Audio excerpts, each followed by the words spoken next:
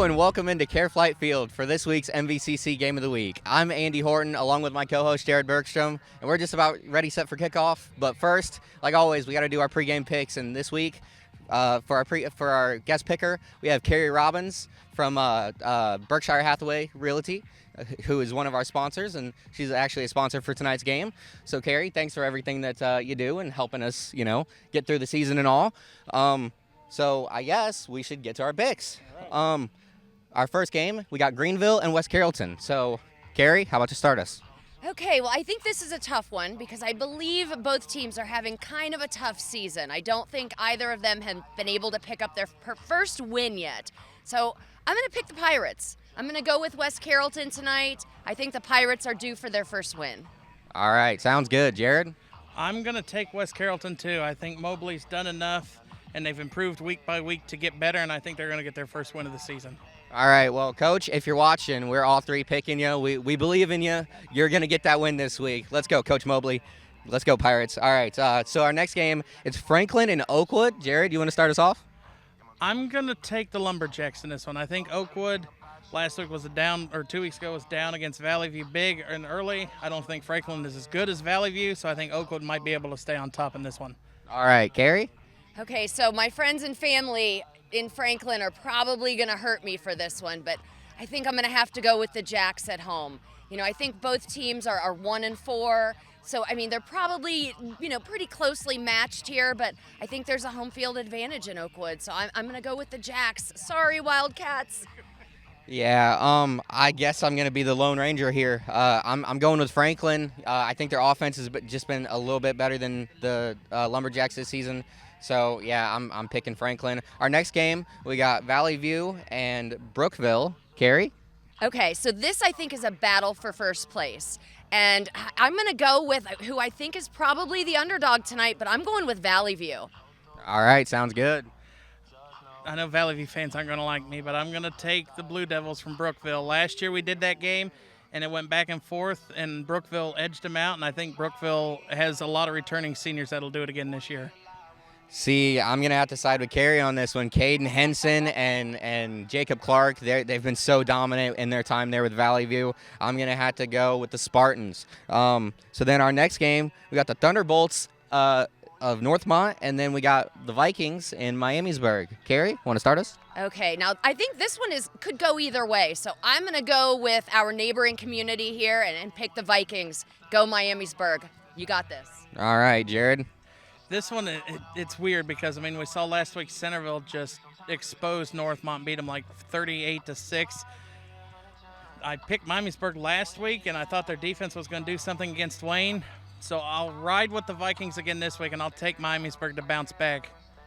Let's see. I guess I'm gonna be by myself again. I gotta pick the Thunderbolts, man. They're a really good program. They don't have a lot of down games, and a lot of times after they kind of fumble one game, they'll come back, have a really nice game the next week. So I'm going with Northmont. Our next game this is a big one for you, Jared. It's Fairmont and Springfield. So I guess we'll start with you. Fairmont, they cannot lose 3 games in a row and still expect to make the playoffs. I think the Firebirds, I think this is going to be a trap game for Springfield. I think the Firebirds are going to win the time of possession and win this game on the road.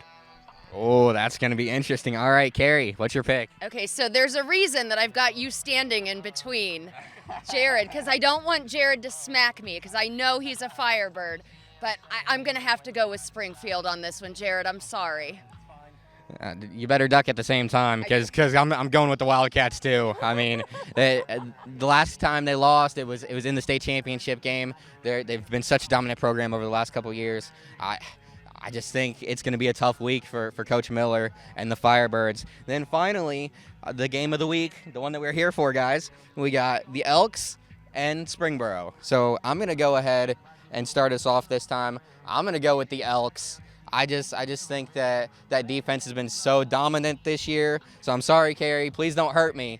But, I got to go with Centerville in this one. How about yourself? Well, it's obvious. I'm here in the 1989 vintage Panther jersey. I graduated from Springboro. I still live here as an adult. Once a Panther, always a Panther. I'm calling it for the Panthers tonight. Springboro all the way. All right, so Jared, what's the pick? I think this one is probably going to be one of our better games throughout the whole year. Springboro's offense against Centerville's defense, two of the best in the league in both statistics. Springboro started slow last week against the Firebirds, as we saw, and I just don't think they can afford to start slow again tonight. And I think Centerville's rushing attack with Wakalongo is something that is going to help prevail the Elks, and I'm going to take the Elks to win.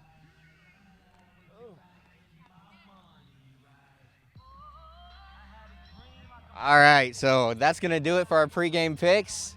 We'll be back right before kickoff. Thanks for joining us, guys. Hello and welcome into Care Flight Field at Watkins Stadium in Springboro, Ohio for tonight's MVCC Game of the Week for week number 6, which is proudly sponsored by Berkshire Hathaway Home Service Professional Realty. It's the undefeated Centerville Oaks taking on the 4-1 Springboro Panthers. Jared Berkshire alongside Andy Horton for the call tonight. Andy, why don't you go ahead and introduce us to the Centerville coaching staff? Well, Jared, coaching the Elks tonight, we got Coach Brett Ulrey. This is his 6th season at the helm for the Elks. And our keys to the game for the Elks. On offense, what they're going to have to do, they're going to have to protect Drake Wells. That's their quarterback. He's been very efficient this season. They've only allowed 5 sacks on the entire year. So when they protect him, I mean, they're undefeated. They've been a very good team. But their offensive line, they're going to need a better push up front. Running back, Wakalongo, he's had a great season, but he's only averaging 4 yards a carry. Most of the time, that's great, but he can do much better, and it starts with that offensive line. On defense, what are they going to have to do? You got to stop Evan Russo. He's been absolutely amazing this season. He has over 1,300 total yards and 15 touchdowns. And then they're also going to have to watch the aerial attack, as these Panthers, they have a number of wide receivers who can really make you pay. Jared, how about you introduce us to the coaching staff for the Panthers? Well, we know Ryan Wilhite has been the coach for, this is his 17th season at the helm for the Panthers, and just getting right into it, what the Panthers got to do, they got to protect Evan Russo. They got to keep him upright. They got to make the holes for him, because Russo is the leading rusher on the team as well. So Russo is a dual threat that the Elks are going to have to watch out for. And I think tonight they're going to have to utilize Yates. We saw last week against Fairmont, he has speed, he has elusiveness, he can catch it out of the backfield. So let's get him a couple more carries tonight and let him use that speed and burst. Defensively, you talked about him. Cogill and Bruder are going to be the main attention. They're the 2 leading receivers. They're, I think, 2nd and 5th coming in G-Walk. 450-some yards receiving, 4 touchdowns, 28 catches on the year between the 2. And then defensively, they're going to have to play the pass, but they're going to have to watch out for the run, if that makes sense. Wakalongo, he had a game, the 2nd game of the year against Dublin Kaufman. He broke out for 176 yards and 3 touchdowns. Centerville does lead more towards the pass, but they're going to have to watch out for the run if they want to try and stay in this game. So that will do it for pregame, and we will throw it down to the band for the alma mater and the national anthem. And we'll be back for kickoff in our MVCC Game of the Week for week number 6. Marching band. Our colors are being presented tonight by the Springboro High School Junior ROTC. We live in a great country with freedoms like no other. To honor America and all those who've dedicated their lives to defending those freedoms, please stand and remove your headgear and sing along if you wish as the Springboro High School Marching Band plays our national anthem.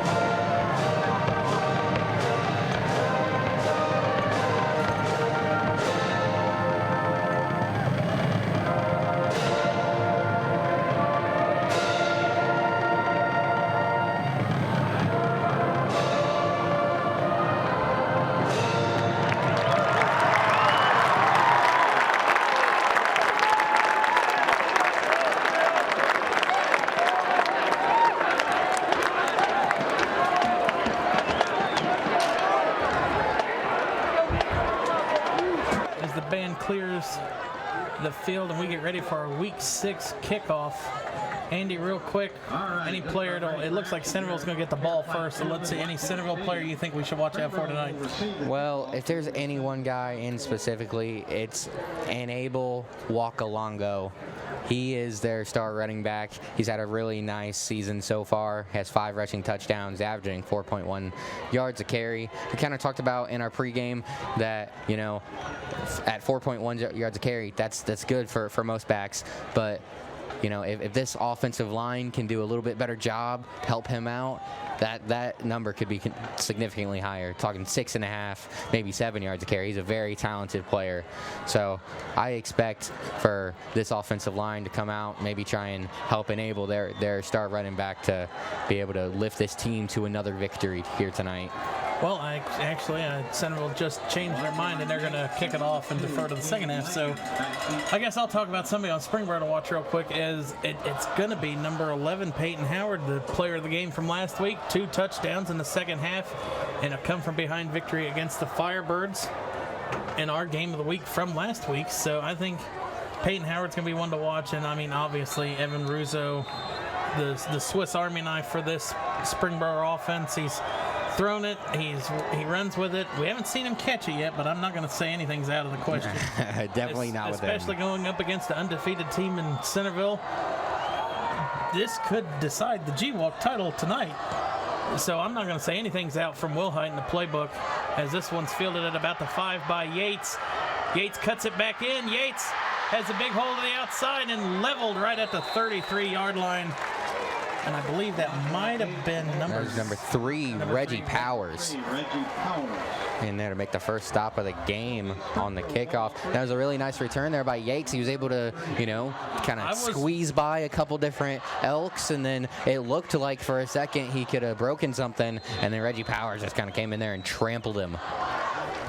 I was holding my breath. Last week we saw Fairmont return the opening kick, and was Yates cut left instead of cutting right, and I think he could have made at least a bigger return. Do we know if we've ever seen that before here at MVCC, an opening kickoff, taken back? Done, I think, at least one other one. We'll have to do some research on that. As Russo gets the opening snap, slides by one defender, and I think he has enough for a first down on the first run of the game for Russo. And if he doesn't, he's very close. It looks like they're going to say it's second down, so not quite enough, but a really good job there by Russo. Like we said, Swiss Army knife right there. He does a really nice fake handoff to Yates, and then he finds plenty of room off to the right side to be able to pick up a nice chunk on first down. Looks like it was a pickup of 9. Russo turns around, hands to Yates. Yates runs to the left, and he cuts up field at the 45, out to the 46, and he'll have enough for a first down for the Panthers. Not a ton of room right there, but enough to get the first down. Nice run by Yates. He's able to stretch out the defense, pick up about 3 that time. And so far, you know, it's been a much better start for this Springboro offense than what we saw last week. They did virtually nothing in the first half all game last week. So far, I mean, it's only 1 first down, but off to a really nice start here early. Russo in shotgun, nobody behind him. He's going to take this one, run to the right, get across the 50, and that will be about a pickup of 4 on the play. The first tackler was number 5. Tough running there by Evan Russo. Tackled by number 5 for the Elks, Matthew Karpinski. It'll be 2nd and 6 here. Russo almost looked like a fullback on that play, just ran right into the teeth of the defense. Definitely not afraid of taking contact and taking hits, as we've seen last week and now early this week. He doesn't care what hit he takes, and he's going to take another one, a direct snap up the middle, and that one will be close to a first down, about maybe half a yard short. And he got popped that time. This time it was Reggie Powers in conjunction with Seth Alejandrino. What a name. It's a little bit different of a pronunciation there. Third and But about great stop. third and about half a yard, and there's a timeout on the field called by the Elks. So Centerville must have saw something they didn't like lining up and calls their first timeout at 9:35 left here in the first quarter. And this defense so far this season for the Elks has been absolutely dominant. They have not really allowed anybody to put up significant points at any point all season. Week 2 against Dublin Kaufman, they gave up 2 touchdowns. But other than that, they've only allowed 6 points in 2 other games. So, allowing 26 points on the season, they really pride themselves on stopping opposing offenses.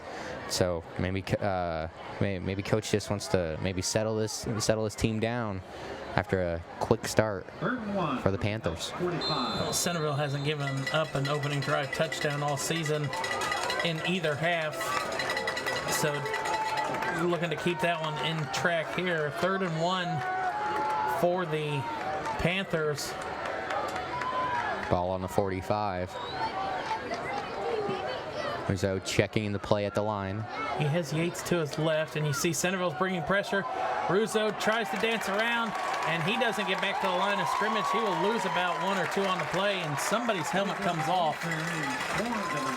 And that was Russo. And JJ Gene Lewis in on the stop. Did a really nice job breaking through the offensive line. You're going to see here on the MVCC Game of the Week replay. He's able to sneak up there, get through the line early, slow down Rousseau, and then the reinforcements come. I'm surprised the flag was not thrown there on number 5, Karpinski, for ripping the helmet off. Here's a punt by Centerville, and that one, or Springboro, Centerville almost blocks it. And that one goes into the end zone for a touchback for the Elks. And that, like you said, Jared, nearly blocked. You got to have a little bit better blocking on your edge right there when you're getting ready to punt it away. Panthers got a little lucky. But now it's time to see what Drake Wells and Wakalongo have here for the Elks.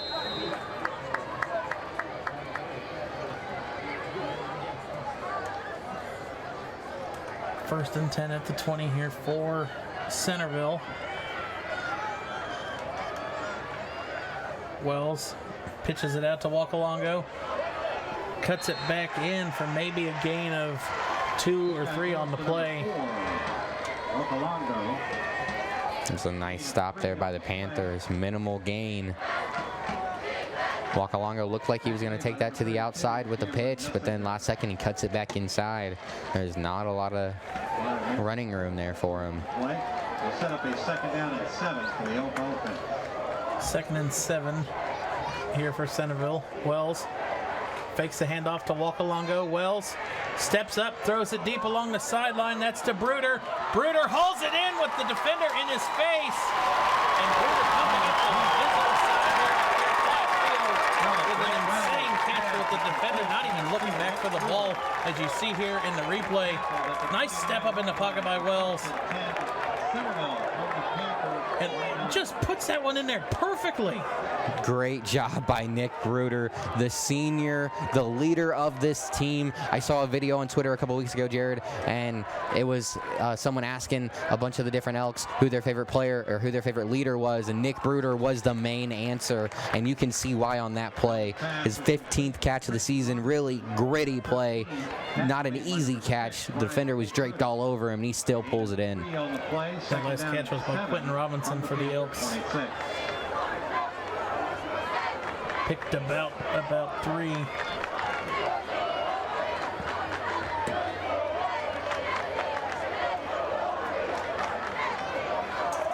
Wells going to go back in shotgun with Wakalongo to his right. Now he's going to move over to his left side. Wells is going to keep this one. Wells dances up and It's going to be cut down. Quarterback keeper across the 25. Tackle made by number 7. We on the play by Cunningham for the Panthers. We have not seen Drake Wells run the ball many times this season, and he's not been very efficient running the ball. Only about 2 yards a carry that time. That time he got about 4. Does a little bit better of a job. Third and about 2.5, 3 here. Wakalongo goes in motion. Wells is going to get the carry again. Wells cuts it back up, and this one is going to be close.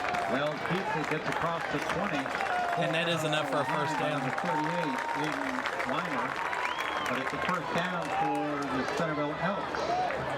First and 10. Line made just a big enough hole for him to squeeze through and get in there. You see number 14, Sean Cole checks off as Wakalongo comes back on for the Elks. Well, and talking about how, Drake Wells doesn't run the ball that much. When you have Wakalongo go in motion out of the backfield, that kind of tells the defense, hey, we're probably not running the ball. And then, they go against that instinct. Nice job by the Elks pick up that play. As Wakalongo gets the carry there for about a gain of 3 on the play. Handoff to Mabel Wakalongo. You see the snap was a little bit high, but nice job by Wells to pull that thing in. Gain of a couple on Stop was made by number 5, Mason Piddle.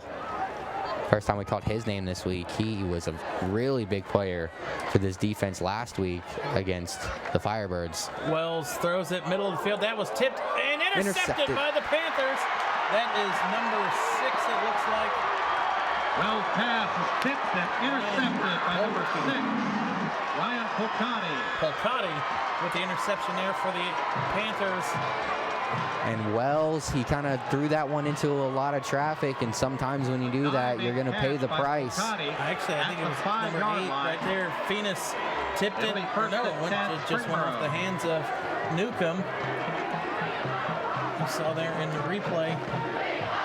Braylon Newcomb, one of the wide receivers for the Elks, got his hand on that one, but I'm not sure if he was the intended receiver.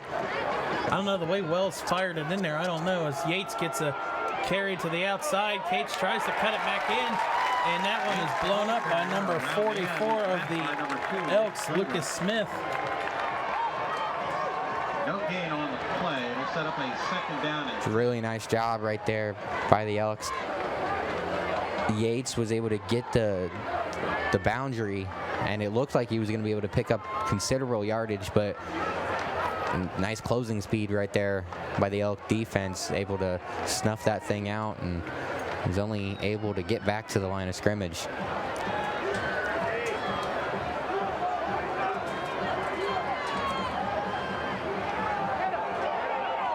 Throws it to the outside and just a little bit too far intended for Cade Lamb. And that was a quick rush there by the Elks. I think if Russo could have set himself a little bit better, I think he could have made it a more accurate pass. Yeah, there was a big hole. I feel like there was a miscommunication there along the offensive line for the Panthers. Really big hole. Let a rusher come free. Got a really clean shot on Evan Rousseau, and you don't want your quarterback taking too many of those hits. We got third and a long 9 here for the Panthers, and if they aren't unable to pick up this first down, it's going to be starting field position for the Elks. Rizzo rolls out, and that is caught, I believe, by Cade. Yeah, but Cade Lamb. Cade Lamb on the sideline. And he kind of tapped the toes down to get in there before all his momentum took him out of bounds. And you said earlier, Jared, that this game could end up deciding, who wins G-Walk, and you can see with plays like that. I mean, these are two very talented teams, a great defense versus a very talented offense. Right there, the offense wins on that play.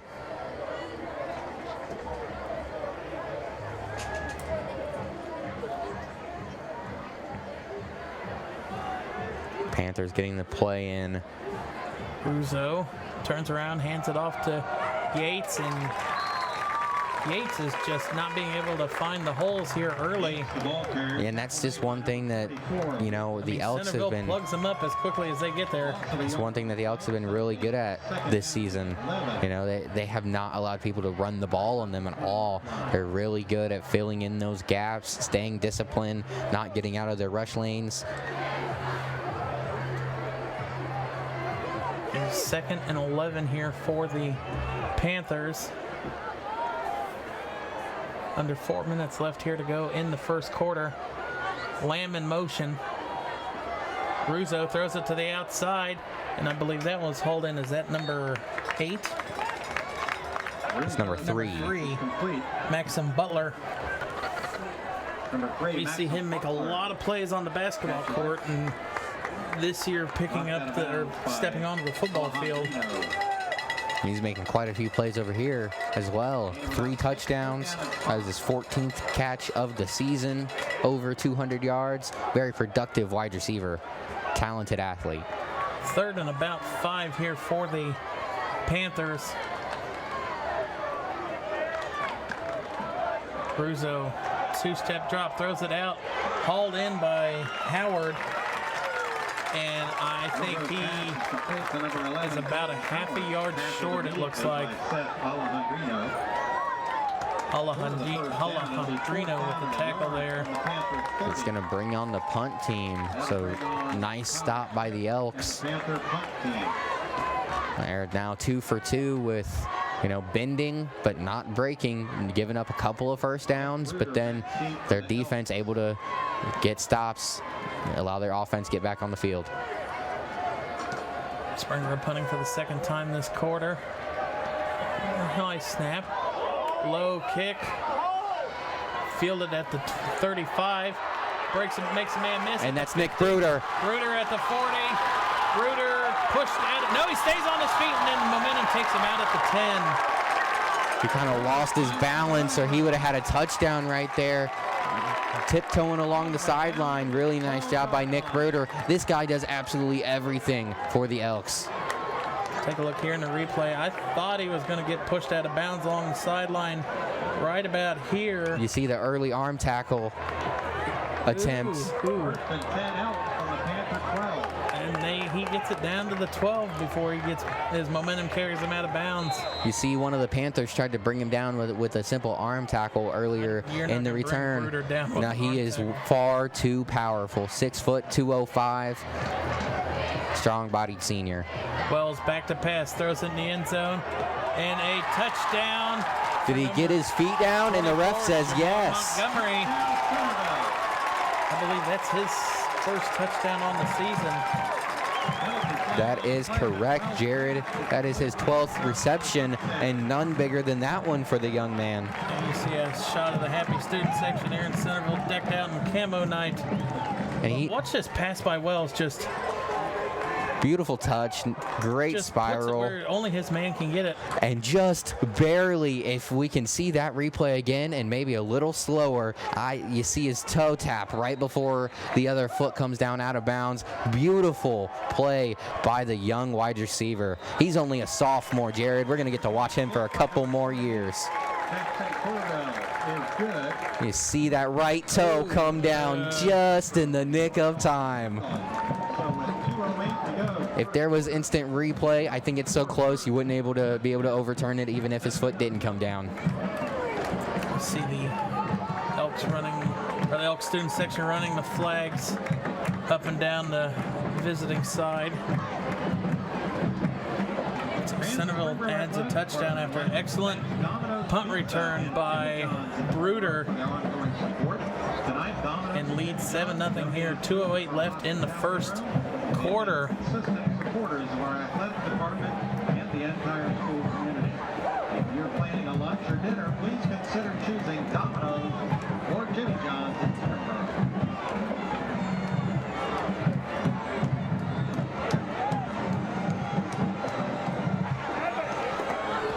So Springboro has got to try and answer back with this drive. Not necessarily a touchdown, but a 50-yard line. A field goal is just as good here to try to keep momentum with the Elks. And you see here the Panthers are kicking, or the Elks are kicking off from the 50 because of that pass interference call in the end zone. As Coralville boots that one almost to the concession stand line. He didn't even need the extra 15 yards. That would have been a touchback anyways. That didn't touched at the back of the end zone. Leg by Coralville. And that's something we've seen all year is the kickers are becoming so much stronger throughout GWalk. Yeah, not traditionally a kickers league, but I mean we got Will Holt, and then we've seen a couple of other really impressive kickers this season. Yep. Been really impressed with the leg strength. Coralville here for Centerville has a decent leg, and the kicker for Springboro, Fort Camp. Fake handoff and pitch out to... False start though before. False start. Offense. All right, the refs are mic'd up here in Springboro. So that's a false start for the Panthers, and that'll back them up 15 yards. Panthers back 5 yards. It'll be 1st and 15 from their own 15.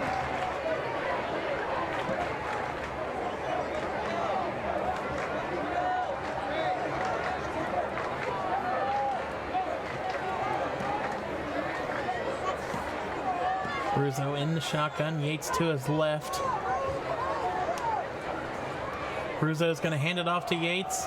Yates gets to the original line of scrimmage and might actually get a couple more than that.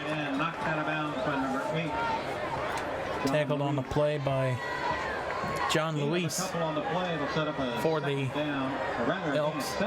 Nice job, able to get back those penalty yards, but not a lot of extra room there. Gain of 8 on that, or gain of 7 on the play. 2nd down and 8 now. Lamb in motion. Elks bring pressure. Russo's looking that way. Lamb hauls it in. Lamb has a 1st down catch and pulled down on the play by number 10, Sean Alejandro. Nice job by Maxim Butler. He's able to throw an extra block out there, help out his fellow wide receiver. Well, he tried to help him at least. He tried to help him. Bruder still almost got there with a tackle.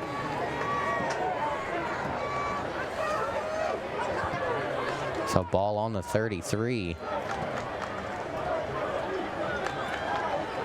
Yates, no, Russo's going to keep it himself. Russo, big hole to the outside, has a 1st down across midfield and pushed out at about the 45, it looks like. Russo with a big gain. You never know how he's going to hurt you. He'll hand it off, he'll keep it, he'll throw it. He can do just about anything, man. He's such a talented player. And last year he was just a running back. The ability for him to be able to make the transition to play quarterback is so impressive. I think he was listed as the backup, but yeah, moving into the starting role this year. And it seems like tonight it's going to be Russo's going to be the one to beat this Elks team if Springboro has a chance. I mean, you see the runs with Yates are coming up and just gaining 1 or 2, but Russo can gash him for 15. Russo throwing to the outside. And I feel like there was a big miscommunication there as Lamb was kind of working towards the inside of the field, and Russo throws that more as a fade route to the corner. I was watching the ref to see if he was going to reach for his flag because, I mean, it was tight coverage, but not a catchable ball there for Lamb. But if he made a better move to try to get to the outside, who knows?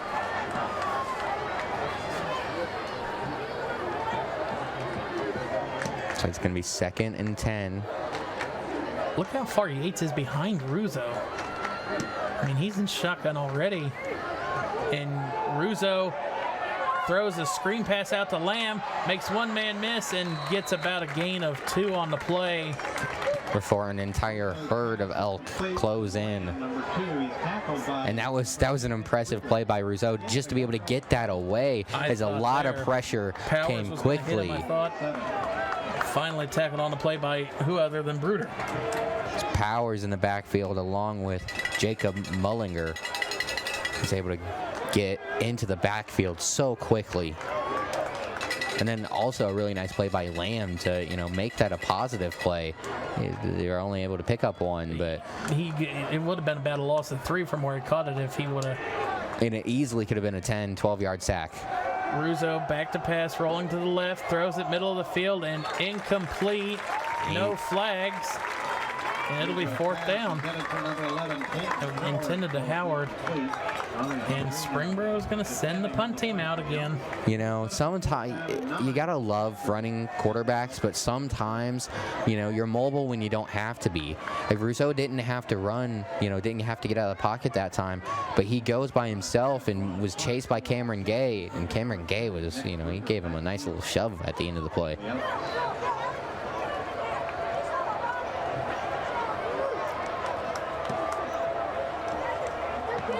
And Centerville is almost getting home on these punts, trying to block it. Yeah. And Bruder calls for the fair catch at the 17. Yeah, they've been getting really close, but that time the Panthers did a much better job of blocking. I mean, the first 2 punts, it was like within a yard or 2 of blocking that one. But on that kick, there was a little bit more room. They did a better job of holding their blocks.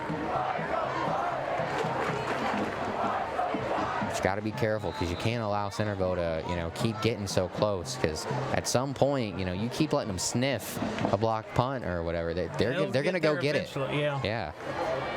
Now the bantering between student sections already starting. Centerville, I mean, they travel well. Here comes a pass out to, that is number 9, Newcomb. Newcomb gains about 5 on the play, it looks like. Well, pass is complete to number 9, Braylon Newcomb. You see the student section of the Elks right there. The herd is what they're called. And, one thing I've never understand, a panther is not in the woods, so why are you in camo? Right, yeah, we were talking about that before the game. This should be like the tropical night. It should be a safari night. Yeah, something like that. There's a kid right in the middle in a ghillie suit. Mm-hmm. I guess it is chillier outside. I'd hate to be wearing that like week 1 or 2 in 90-degree weather. And here's a screen pass to number 24. That is Montgomery. He had the touchdown All sorts earlier. of room. Stiff arm gets to the outside, and he's letting them know about it. He is excited about that play. And I am surprised there's not a flag on that play with a helmet hit. Watch the end of it right here. Number 7 comes up from Springboro and knocks him right in the side of the helmet. And that's probably what Montgomery was talking about. And that is going to do it for the first quarter. Springboro trailing 7-0, and what really they've kept Centerville in check so far defensively. Besides that great punt return by Bruder, who knows if Centerville would have scored on that drive. Yeah, but I'll tell you what, Jared, you have to do a better job than this against the Centerville offense, because even though, like you said, for the most part they've been contained, you can't allow Centerville to get a lead really at all, because the defense has been so great this season. We said this earlier, they've only allowed 26 points the entire season, and the max that they've given up is 14 in a game. So you can't dig yourself into too deep of a hole against these Elks, because if you dig yourself in the hole, they will not let you get out. Sports facilities and scholarships. We invite you to become a member. And mind you, tonight's game is brought to you by Breckshire Home Hathaway Home Service Professional Realty, and Carrie Robbins with the Realtor. Remember to visit the Springboro. She did a good job with her picks this before the game and pregame. She picked Springboro though, so she's hoping. As Centerville starts this 1st and 10 at the 44 or 46 yard line, as Wakalongo, a little hole there, maybe gains 2. Well, he is at the number 4, Wakalongo, and he's met by his Springboro's number 4, Connor Smith. Smith with the tackle there for look at that pulling ability. Look at number 75, James Owsley.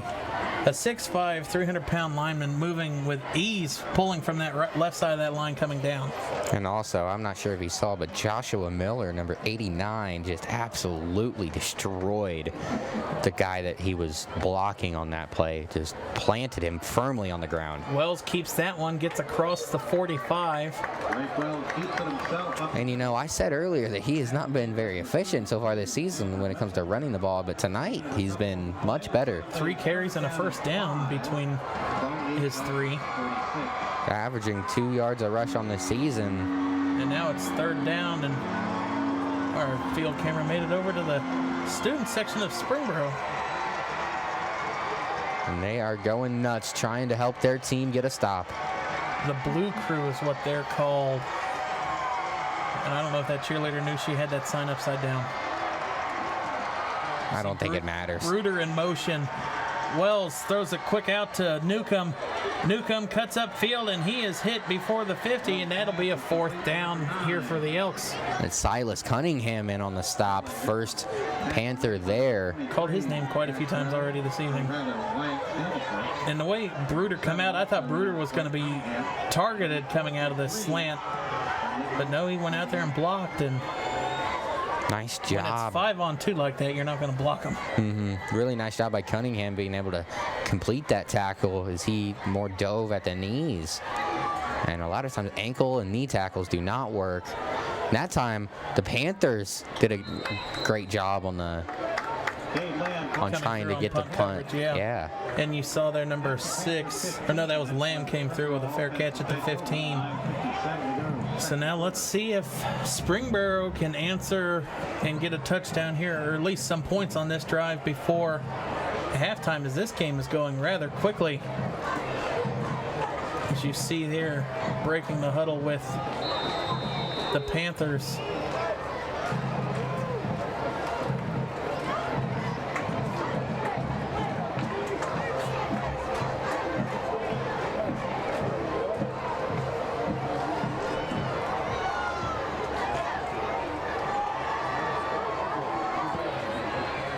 Ball on the 15. Yates gets the handoff, and Yates tackled for about a loss of 6 on the play, it looks like. He's going to be cut down by Nick Bruder.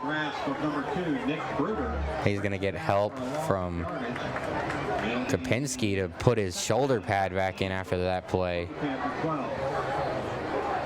One of the leaders of this team, been all over the field here in the early going.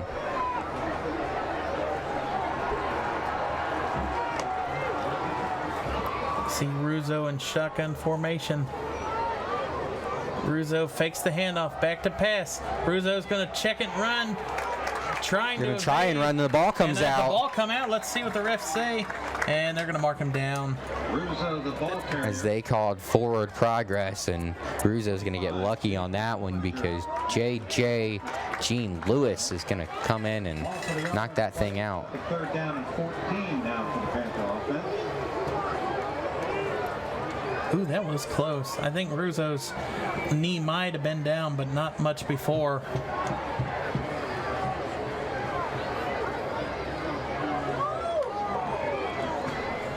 Third and a lot here for the Panthers, and they're going to take a timeout here to talk this one over. I don't know. There's not a lot of 3rd and 15 play calls in a high school football playbook. We're going to take another look here at this.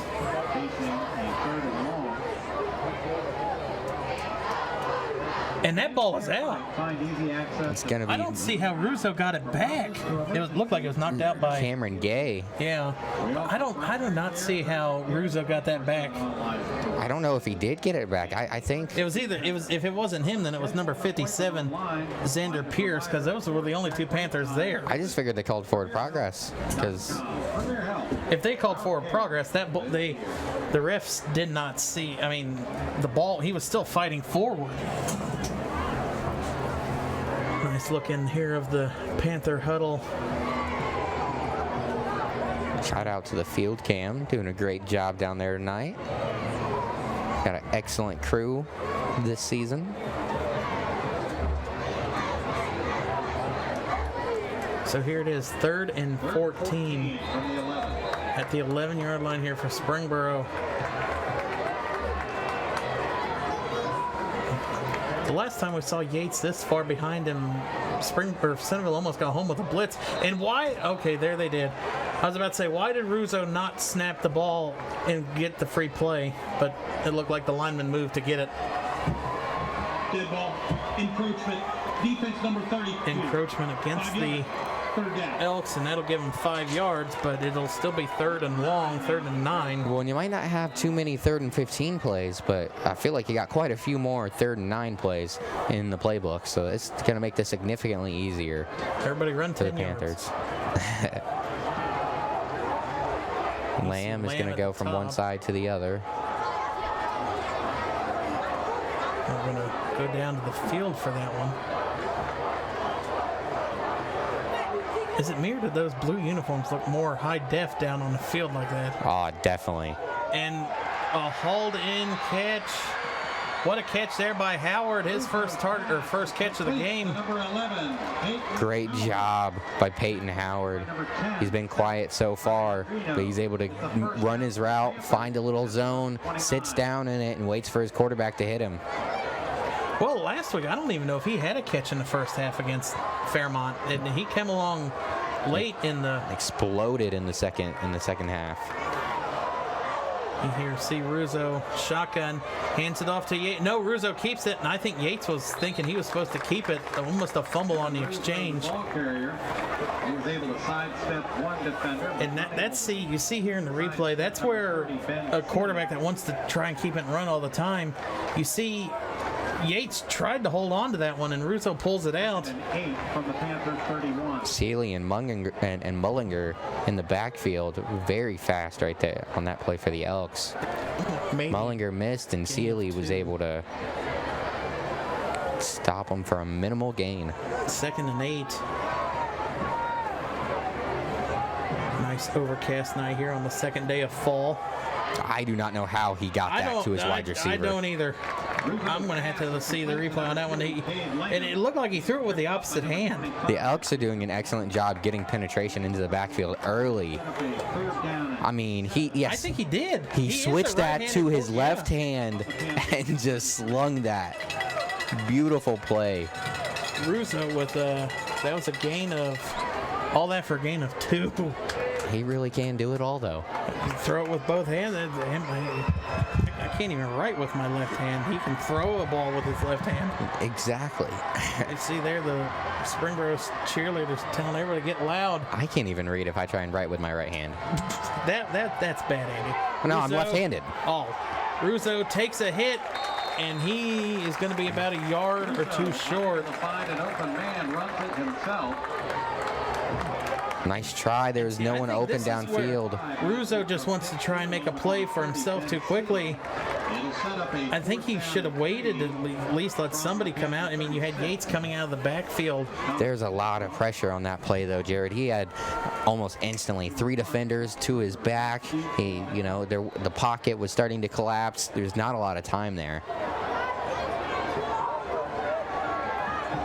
You're going to see Smith on the punt here again for the Panthers. Smith gets it off, sending Bruder back to the 15. Bruder cuts back upfield. He's at the 20. Bruder decides to go through 2 defenders and takes them on out to the 30. I think that initial contact by number 8, Tristan Phoenix. Great block by number 10, Alejandrino. Does a good job not to get a penalty. Yeah. And there's another one you see there by 1 in the end of your screen that could have been a block in the back too. That was Ross Topic.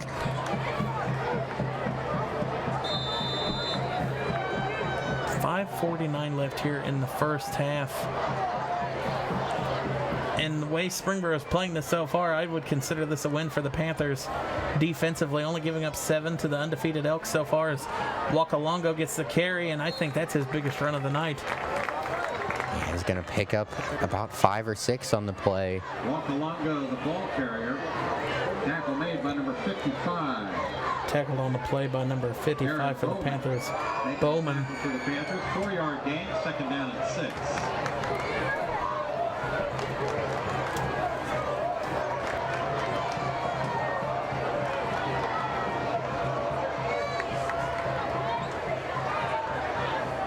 Wells throws it out to Montgomery. Montgomery pushes one man to the ground, tries to stay on his feet, and he's going to protect that ball a little bit better. But I'll tell you what, you got to love the fight from Montgomery. Young wide receiver, like we said earlier, he's only a sophomore, but man, he did not want to go down there. He's got a vicious stiff arm. We've already seen him throw 3 or 4 different Panthers to the ground, and he just did not want to go down on that play.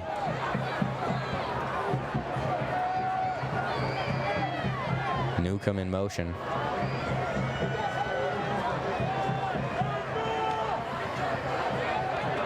Wells keeps this one. Wells stays on his feet. Nice open field tackle there by, I believe that was 22, Zach Wells. And he's going to show you his toughness right there. There is some laundry on the field. Offense number 88, 10 yards. Cogill called with the offense, and that's the first time we've called his name tonight. Wells tackled by Wells. There it is. Nice open field tackle there by the Panthers. That may have been the most productive rush of the season for Drake Wells. And a holding negates it. Okay, so I just looked. His season long is 19, but that was one of his better rushes for sure. So it's going to be first and about 16 now after the holding penalty on Cogill. Extra pressure and up front. Refs are going to blow this one dead. Dead ball. Full start. Full start. Offense number 71. 5 yards. That offense or false start's called by Zane Hu. Offensive lineman moved too soon. And Centerville moving back now, first and 21.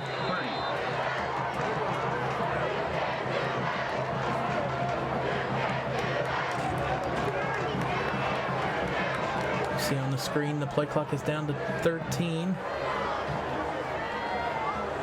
Wells gonna drop back, looking to the sideline, and it is called.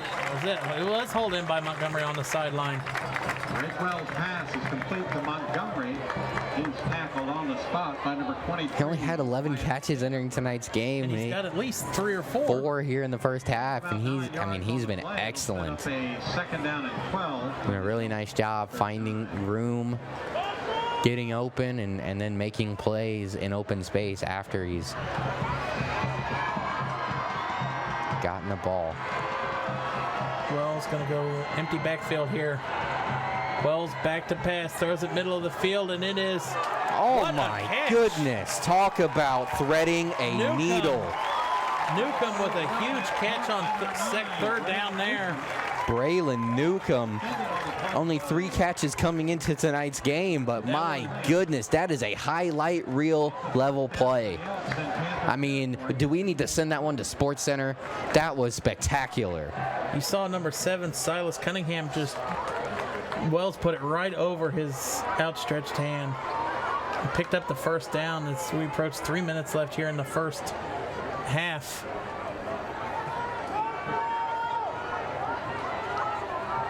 You see Ulrich's running down the sideline here, and he calls a timeout. Timeout. Timeout taken by the Elks here with 2:49 left. Second quarter. Centerville calls a timeout. Panther reminder at halftime will be. So Springboro had the Panthers held back there, or Springboro had the Elks held back there, 2nd and 21, and that miraculous play by Newcomb and Wells, and I guess that's why Centerville's still undefeated, is because they can make plays like that.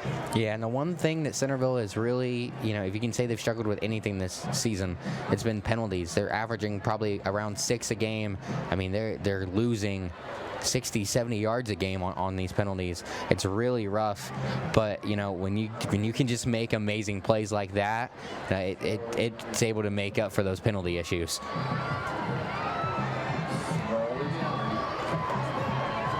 You see here, we're going to take a live look in at the huddle here of the Elks.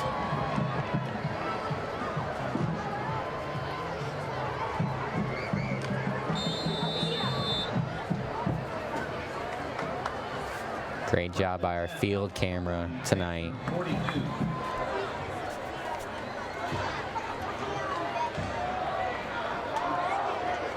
So just under 3 minutes remaining here in the second quarter. The Elks are driving. Nick Bruder throws it. Pass. Intercepted by number 22, Zach Wells of the Panthers. And whoever the intended receiver was, they slipped. I think it was intended to number 13, maybe Quentin Robinson. And he finally gets up off the field. But we take a look at his replay. And I think if Robinson didn't slip, it would have been a catch there. See, I'm going to have to disagree with you, Jared. I think that one was really underthrown. Nick Bruder did not get a good he didn't get good his feet set before he threw that one. And that one was 5, 6, maybe 7 yards short. And that's a big play there for the Panthers. They're able to stop the Elks as they're driving. They're trying to go up 2 scores. If you're Springboro here, it's your second interception of the game. You've got to capitalize on it on this drive. Get some points before halftime. Russo rolling to the right. Russo is going to plant, hit as he thrown, and that one's intercepted by Nick Bruder. Nick Bruder, so he gets the interception back. And Russo got a huge shot right as he was delivering that thing. He's kind of limping off there at the top of the screen. So last thing that the Panthers need, you see here on the MVCC Game of the Week replay, he's looking for a place to go and just got folded in half. Lifted up off the ground on that one. And I would assume that one, it was in between Lamb and Howard. Not really know which one he was going to, but taken up off the ground on that interception. So got punished on that play. Centerville about 10 yards better than what they were on their last possession. Get it right back.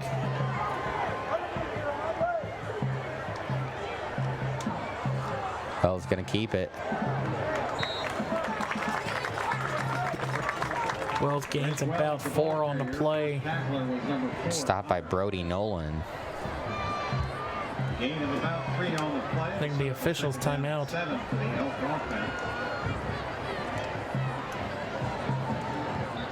As well as Connor Smith, number 4, combined for the tackle. Now the officials are going to stop it again.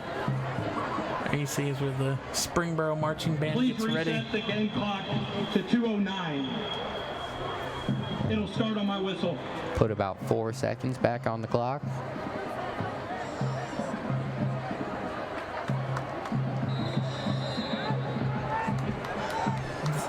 There wasn't a player that was down or anything, and it was in catch in the middle of the field, so he shouldn't have stopped the clock anyway. There's a high snap there. Wells keeps this one. Or no, Wakalongo got the handoff. I thought Wells faked it off there. There's nowhere to go. Connor Smith able to get in the backfield. And it's 3rd down here now, and might be on the edge of Coralville's range, so Centerville might be playing a little bit safe here to get about 5.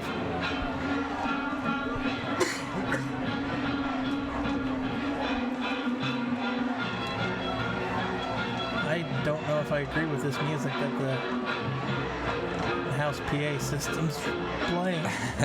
I don't know what this is. And looks like Ullery's going to let it wind all the way down. Centerville Calls a timeout, a minute 13. That's their last timeout of the half.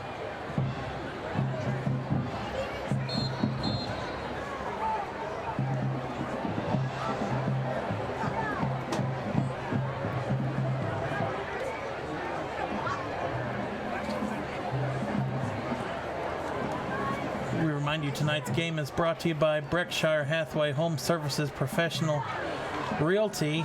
Carrie Robbins, the realtor here in Springboro, had her on to do the guest picking before the game, and so far, I mean, this one's been back and forth, really, and I mean, she picked Springboro before we came out onto the field. We picked the Elks, so far we're winning. But we will give you guys an update on the rest of our games after halftime. See where our scores stand to this point. So coming out of the Elks timeout, 1:13 left in the game, or in the half.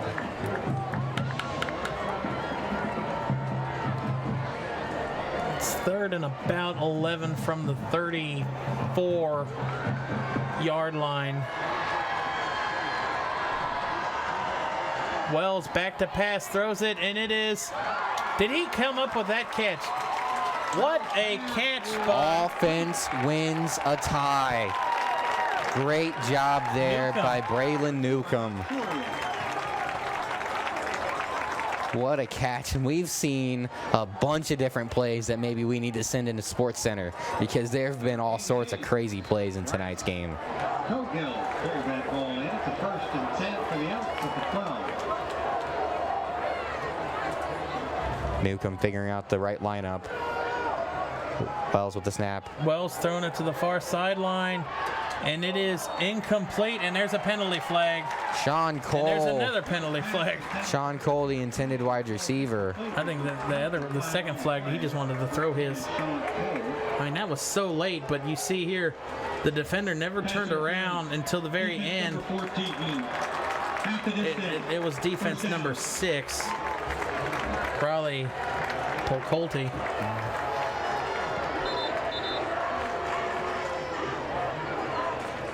And you know, that's a pretty good play, because if he doesn't make the contact, then that's a touchdown. Elks take a 2-possession lead.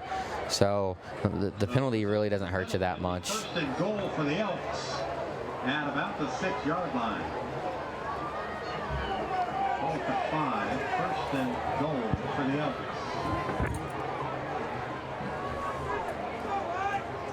It's 44 seconds left, and Centerville's got to move quickly. If they're tackled in the open field, they don't have any timeouts left. Now you see the head ref coming over here and talking to Brent Ullery.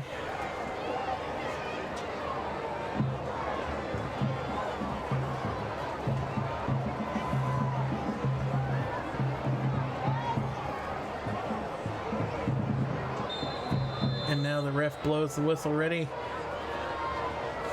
As Centerville's looking to try to go up 2 scores here before the half. Wells throws it back, corner of the end zone, incomplete. Montgomery looking for the flag, but there is none there. I think there was quite a few Elks fans here in this visiting sideline looking for it too. Coverage by Wyatt Standifer. Nice job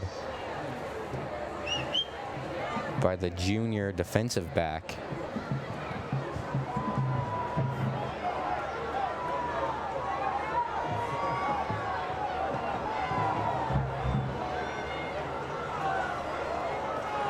Wells 5 wide on this play. Wells throws it to the end zone, and Montgomery will have his 2nd touchdown of the game. And he only had 1 coming into tonight, or excuse me, no, he had none coming into tonight, my bad. So he's gonna have a game full of highlights for the Elks tonight.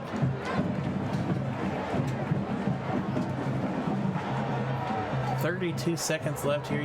Let's take a look at this replay. And really nice job by Wells not to get, flustered, not to try and rush anything or make any plays happen. I thought he was about to tuck it and run the way he pulled the ball down. He just had a really nice job staying patient and making the right play, finding his wide receiver. The touchdown's good. During the score, face mask, defense. So there was a face mask on that, so Centerville's going to take the penalty on the kickoff. That 15-yard penalty will be on the kickoff. After the play, unsportsmanlike conduct, number 61. That 15-yard penalty will be assessed here. So it's going to be half the distance, not 15 yards. I mean, the ref wasn't clear. That was against the Centerville. Elks. It's at 61. That's Owen Gantz. Did not see what happened on that play, but that's going to make this a pretty tough. A 30-yard, 35-yard extra point. PAT. Jackson Corville will attempt the extra point. I mean, this is deep field goal range here for high schoolers. Wells to hold. Corville here for an extra point. Steps good, holds good, kick is up, and it is good.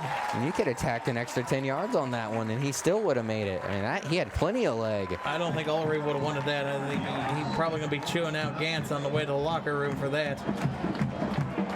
Maybe we get to postseason. We have to have a kicking competition between Cogill and Holt. So 14-0 lead the Elks. Just 32 seconds left here in the first half.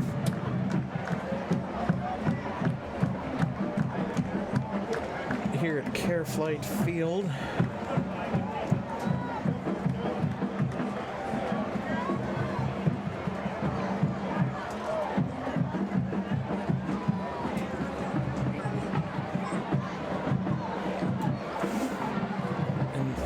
Remind you the face mask penalty. They're going to be kicking this one from the 45. 45-yard line. If you're Centerville, I mean, with that short of a distance to kick, why not even just, try to run something of an onside kick just to see what you can do? Yeah, because, you're not going to give up much different field position from... Which this one will go into the end zone, so it'll be a touchback. So it'll be a punt of 20 yards. Yeah, I agree, Jared. I would try an onside kick it. I'd tack on an extra field goal. They're going to kick it. Through the uprights. All right, so 3 more for Centerville.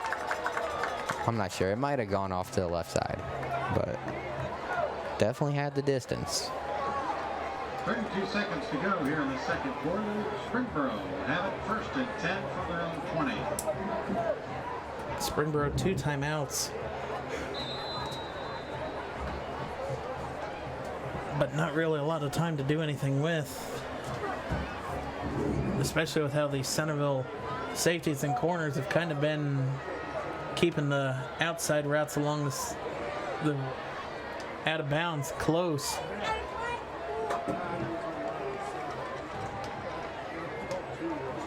Russo going to roll to the right.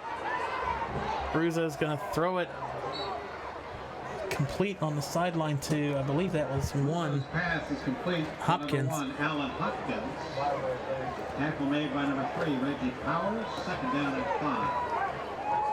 And Springboro, I'm surprised even lining up for this. They don't have to hike it if they don't want to. Well, I think they might have got an offsides called against them. Dead ball. False start. Offense number 56. Nope, false start 5 called yards. against the Panthers. So that'll back it up 5 yards. And now with this, I don't think they'll have to. Timeout. Springboro. No, Springboro's going to call timeout. That one is a head scratcher. 7 seconds left after a false start. You figured you just let the clock run out, go to halftime, and talk about your adjustments. Yeah, I guess Coach But Wilhite has something up his sleeve, maybe. That's why we're up here in the booth and not coaching.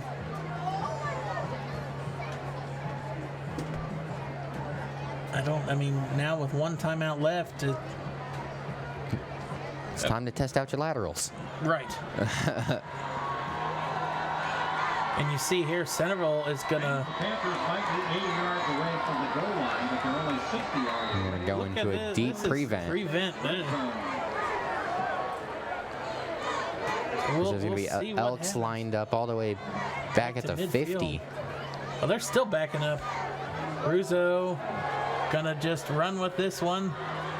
Russo takes a hit, and that's how the first half will end. Centerville leading 14-0 over the Springboro Panthers. You see here, Russo, this might just be a stat pattern. It's a nice run by Russo, but I'll tell you what, Jared, the Panthers, they dug themselves a hole last week. They dug themselves a hole this week. We'll have to see if they can come out of it. All right, we're going to throw it over to the bands, but before that, check out our first half highlights.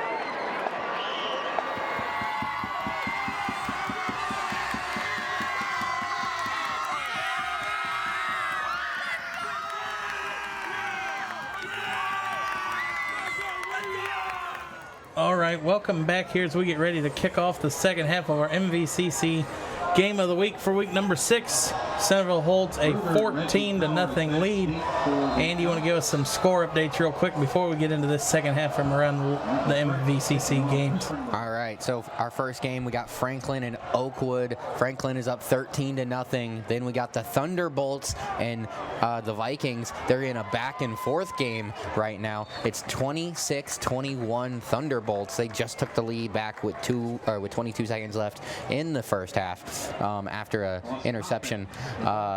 Then we go to Valley View and Brookville. Valley View is up 7-0.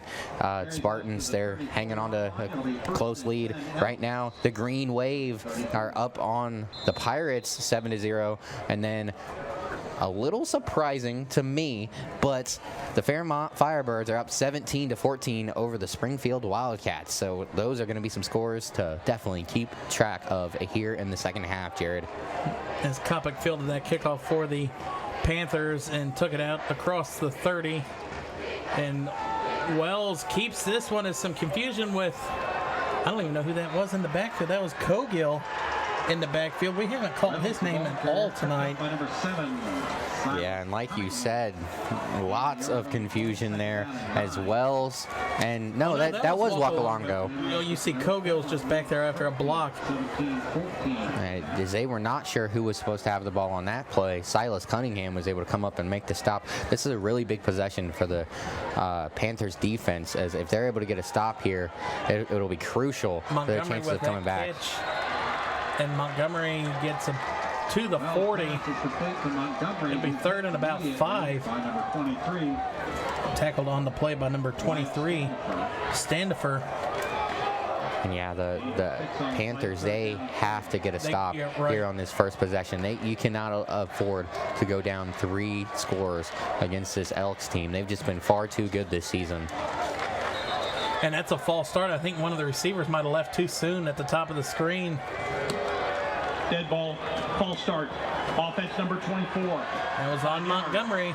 Third down. So this is going to make a third and about 9 here for the Elks. Back to the 35. And you know, we talked about this earlier. The one thing where the one place where the Elks have really struggled here in this season is penalties. They've hurt themselves a lot, getting themselves in tough situations on offense. Long third downs makes it hard for their offense to stay on the field.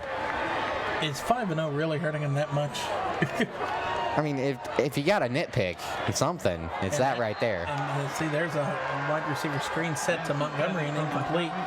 Too high, but I mean, Springboro got home through that offensive line. Yeah, look at that. There's a screenplay right there, and Montgomery, he's not happy. You see him looking at his hands, kind of claps himself real hard, and then as he's walking off, you see he's kind of yells at himself a little bit. There's a high snap and a bad low punt. Kick, and that goes out of bounds at about the 43-yard line. As that one looked like it came off the side of the foot of Corville. So Springboro's going to have decent starting field position here. Actually, I think it's right about where our cameraman is standing. Yeah, right there around the 35-yard line. Make that the 42. So Springboro has got to capitalize on this drive. They have got to try and get points on the board, get some momentum to get back into this game. And they've been pretty good at moving the ball between the 20s. Just they haven't been, Russo, effective once they've gotten. Lamb drugged down by his jersey by Powers.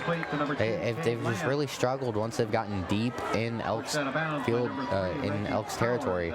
Really struggled to move the ball. It'll set up a second down and 6 from the Panthers 46.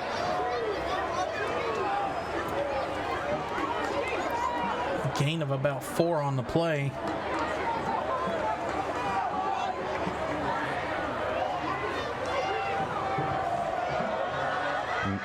Yates takes the run off to the right side. The ball carrier. He's going to get up around the 50. Out of bounds at the 50-yard line. It'll be 3rd down and 2 now for the Panther offense. So 3rd and short.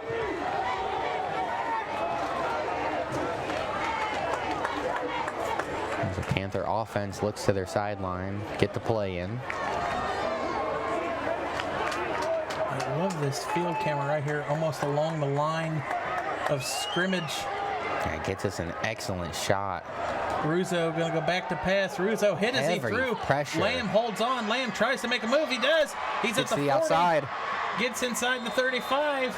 And great job by Cade Lamb. And you see Russo coming up. He looks like he got a couple cobwebs knocked loose. Yeah, he took a massive shot at the end of that one. That's another big hit that Russo's taken in this game.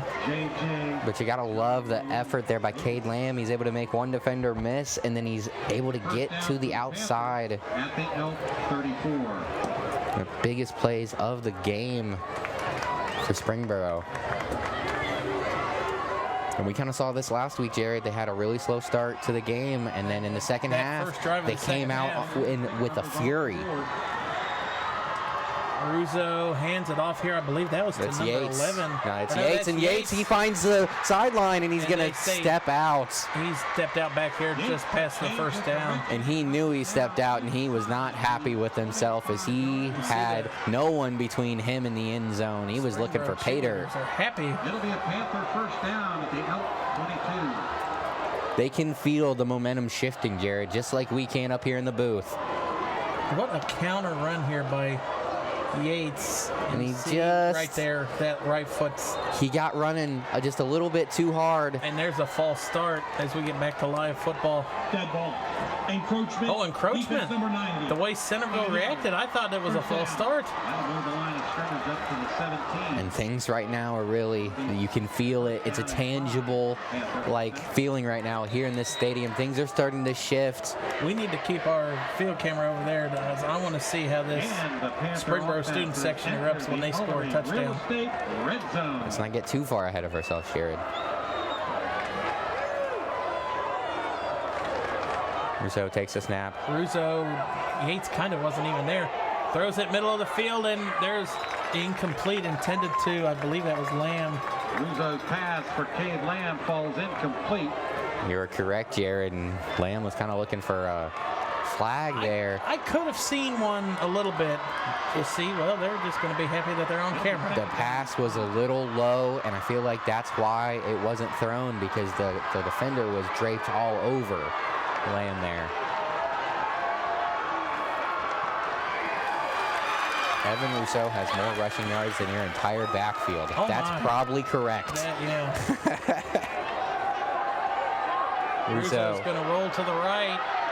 Russo dives forward inside the 15. Russo rolling right. Allen Hopkins is going to throw a block there at the end of the play, help his quarterback pick up a couple more yards. I think he should have turned around and hit 84. He gained about 9 on the play. 3rd and 1 here coming up for the... Mason Keeley was able to get in there on the stop, 84.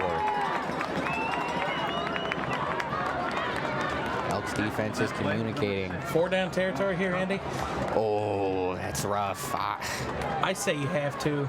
You got to make a stand. There's a lot of game left, Jared, and especially with how this offense has come out here in the second half.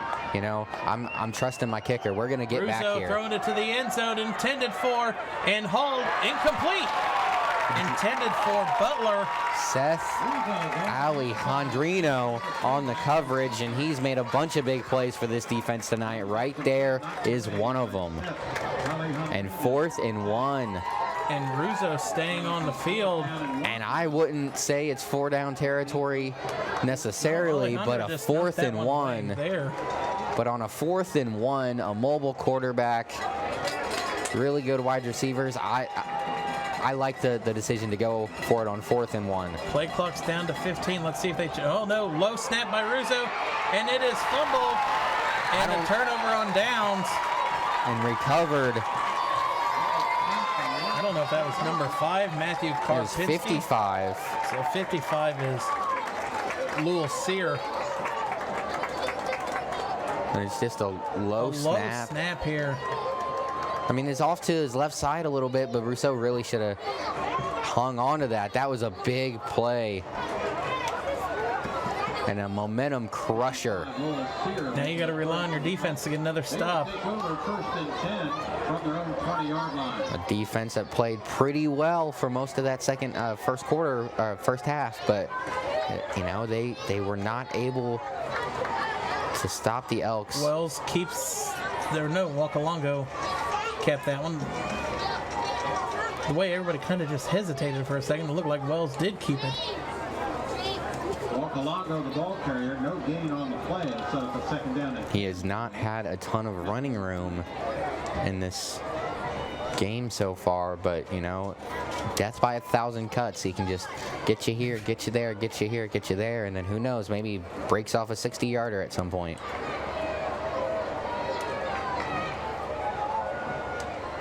Wells back to pass. Wells looking to the far side, and it is hauled in by Montgomery. And I would have never guessed that he only had 11 catches coming into tonight's game. So that makes you wonder, is there something wrong with Cogill? He's not on the field all the time, and Montgomery has almost tripled his catches average per game coming into tonight. That's at least his 5th or 6th catch. We've called his name quite a few times. And he has one of the touchdowns. Two of them, both of them. Yeah, he has both. Wells throws this one. And here we talk about Cogill, and he gets the reception there and tackled from behind by Venus. But see, we talk about him, and it comes into fruition. And the big tight end, that's his first catch of the game. His 15th catch of the season, and he's over 200 yards on the year. Does a really nice job switching hands right there, defending the football. He's a really smart player, Jared. And he's only a junior. So we'll see him back. Him and Montgomery, both young players. This is going to be an offense to watch over the next couple years. High snap, Wells hands off to Wakalongo. Wakalongo lowers the hit on Wells, but gets enough for a 1st down. And Wakalongo is happy with that run, and that's his longest of the game. He's getting excited. He's starting to build a head of steam. And we talked about in our pregame keys that the offensive line is going to have to get a better push. Look at that hole there by number 86, Bryce Tom, or no, not 86, maybe that was 80. 85, Jacob Brink. Another high snap, hands off to Wakalongo, and that one goes along the side of the line of scrimmage. Wakalongo into the line, bottled up by the Panthers. Not much room there for Wakalongo that time, but you see big number 71, Zane, who kind of got in a battle there with one of the defensive linemen and ended up putting him on his rear end. 37, Brody Nolan at the bottom of that pile. No gain, 2nd down. No gain on that play. 2nd and 10 here for the Elks. Wells back to pass. Wakalongo tries to lay a block, and it is incomplete. And I can't believe there's no flag on the field. I'm assuming that the refs just didn't see it because Montgomery was wide open down the sideline because the defender tripped. And when the defender tripped, he ended up pulling Montgomery down as well. I did not see it from my angle here in the press box. Hey, didn't see it, didn't happen. There's a huge break right there for the Panthers. So here it is, 3rd and 10. Springboro, if they can force a punt here. Blue Crew is getting going. A high snap by Wells. He's going to run for it, and I don't even know if he gets to the line of scrimmage on that one. There's nowhere to go. By the Panther defense, it looked like number 4, Connor Smith, made the first hit. 41, Peyton Gatlett also on the play for the Panthers. No gain. It'll set up a 4th down and 10 for the Elks. Cade Lamb back deep. Connor Smith and Peyton Gatliff. Lamb back. Panthers in on the stop. Lamb back deep to return this one. And the Elks, they had a really big return in the first half. Nice here in Centerville. Let's see if they just take, I think they're going to accept the penalty for delay of game. Well, Give yourself a little bit more room. well, if you're Springboro, do you decline it? Delay game. Offense, 5 yards. 4th down. You know what? Maybe not. Maybe Springboro wants to try to return this one. But I would, if you're going to let them take it, I would decline it, knowing that that's what they want. Yeah, let them kick it into the end zone. I like your thinking. Gonna be a couple of switches in on the defensive High side. snap, and Springboro almost gets home on that one. And Lamb caught that one with about 8 Elks around him. I was gonna say that was a great job by Lamb not to lose his concentration. He was just surrounded by Oh, now we're back over here on the Elks opposing side. players. Oh, I can't wait till he gets in there on the drum line. That's one of the best part of the second half. Look at that, was a high snap here by Corville. And you see there, he kind of like just dropped it and kicked it right off his toe. You see there, the camera's on him. Always gotta love it when the crowd gets excited. Russo going to go back to pass, rolls, throws it across body, and it is intercepted by number 6, Ross Kopic. Kopic, and he's still going. Now I think if we go look, there we go. Now they're celebrating after the interception. And they are going absolutely wild over here in the corner. And that was I did not see who it was tipped by. It was by number 5 probably. Matthew Karpinski was the one out in coverage. Ball. Illegal block in the back. Number 55, 10 yards. 1st down Centerville. Oh, so that's going to move it even closer. We get another. The block in the back there. A lost cell phone has been turned into the press box. If you've lost your cell phone, the T-Mobile phone, you may want to come up. Well, no, they're going to back it. They backed it up, so it was a block in the back against Centerville. And this right here is how Centerville's been winning games all season long. They've been building leads, and then they've just been making you make mistakes because their defense is so good. They make everything difficult. And right there you see they just have active hands, force the interception. Walkalongo the carry here. And it's not too many times where you're losing the turnover battle, but you're up 2 scores on the actual scoreboard. Tackle made by number 8. That's the second interception and fumble lost by the Panthers. And is that? I think Centerville's only thrown the 1 interception. One got tipped, and 1 down here in the red zone. Okay. And here, Springboro had a chance for a sack in the backfield, and that was incomplete, intended to, is that Montgomery? Who else? Like I said, something's got to be going on with Cogill, as he's not a factor, as the stat sheet has shown he is the rest of the year. Or maybe something has just, to this point, been up with Montgomery. Maybe he's been hurt, and he's finally gotten healthy. Who knows? But the young man has had it. You see here, Walkalongo is limping off the field pretty badly. I believe they would say that is gingerly, Jared.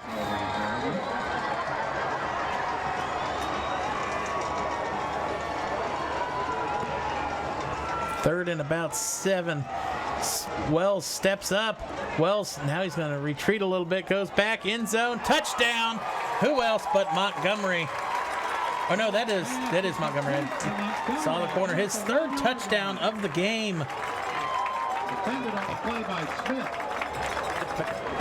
It'll be a 1st and goal for the. And when we look in the replay, I thought he was in the end zone. no, he was just outside at the 1. Ooh. You see,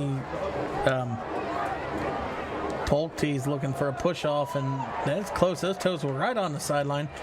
As you see, there's a flag on the play as number 21, Jakur Vaughn, spin moves into the end zone, and there's another flag. There's a little bit of extra. And there's another flag. The hat goes. We'll see what happens. It could be a touchdown for the Elks, but we'll see. As you can see. So the ref threw both flags and his hat. Looks like one of the flags is going to be that was on thrown number immediately. 9. He's walking off the field right now, I believe. That is Newcomb. Braylon Newcomb, yeah. Let's see. That might be a false start with where it was thrown immediately. All right, well, let's see. We've got and then you see Newcomb there in the back. There's extra shoving. There's probably the other one, but I want to see where the hat came up. And then I also saw there at the end of the play, one of the Centerville wide receivers he got offensive lineman got shoved. He's kind of stumbling around there at the end. It was number 66, so let's see what happened with him. So it's illegal formation against Centerville. After the play, unsportsmanlike conduct. Number 9. And you can kind of see there. Newcomb gets hit with a new personal foul. Conduct. Number 55, half the distance, 1st down. Now see, this is where I have disagreed with refs at any level at Aaron any time. Ballman. If it is an illegal shift, that should blow the play dead immediately. So that way those 2 personal fouls do not even happen. After the penalties are sorted out. Well, yeah, and then, in a play that's not even going to count anyways, you're not going to, have a freak injury or something like that. Exactly. So I definitely agree. Illegal shift should be the same as a false start or an offsides or encroachment. It should blow the play dead immediately.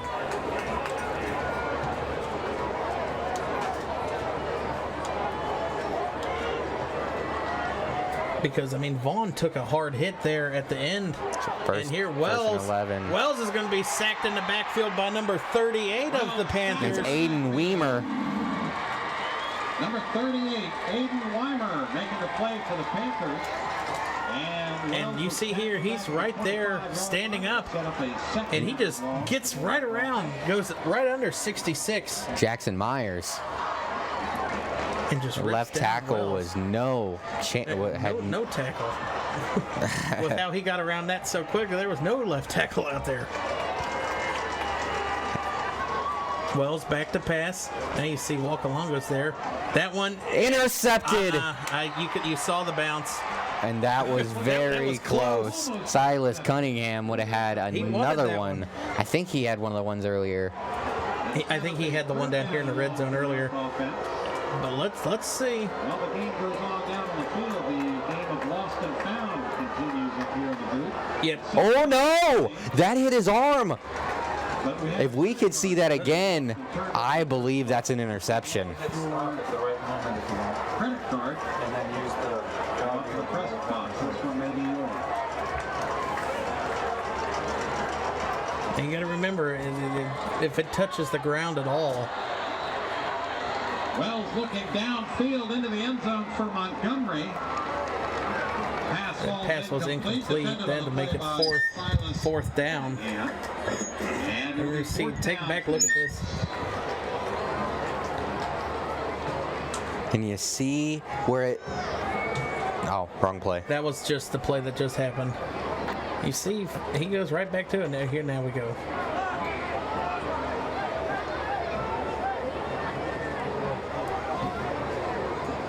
Facing a 4th and goal from the 25. Wells lets it go, and then we're gonna see.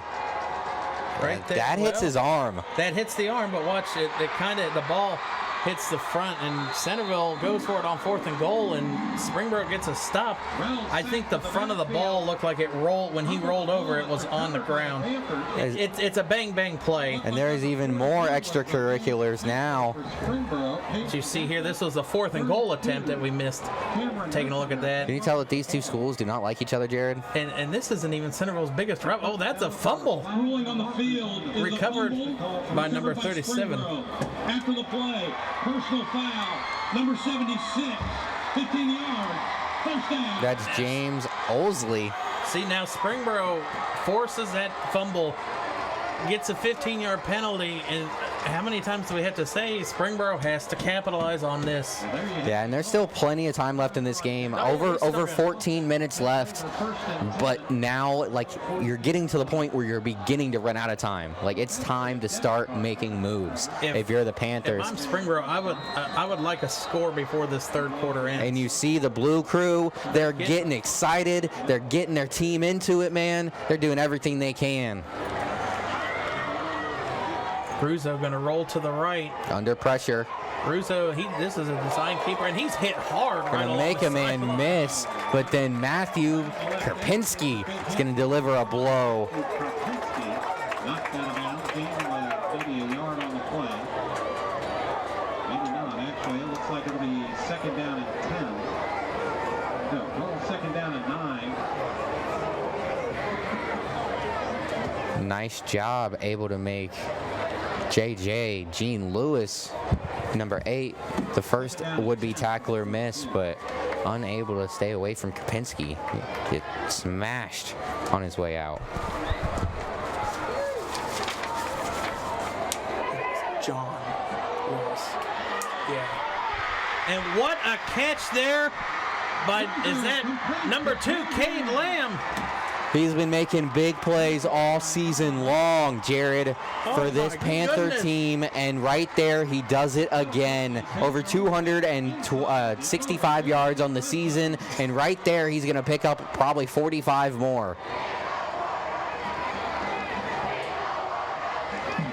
Personal foul, roughing the passer. And they're going to add 15 more yards onto this one, and Springboro is going to be goal-to-go situation here. And in the last couple minutes, this stadium has just erupted. You can see the blue crew right now, and they're doing everything they can to get their Panthers in position. I like that play on words. The Centerville student section is called the herd, and they just asked if that one hurt. But no, well, you talk about minutes. I mean, Springboro took over at 2:09, and we talked about Springboro needs to score before this quarter ends. And that was the first play after that big fumble recovery. As Russo is going to roll, he's going to keep this one, tucks it in, and Russo's in from 12 yards out. Really good job blocking up front. The quarterback just able to squeeze through that little hole, and there was not an elk who was going to stop him that time as he was running with purpose. Makes his way into the end zone, puts the Panthers on the scoreboard finally. See here, look at this. The offensive line, this is probably the best call they've made all season. To accept the extra point.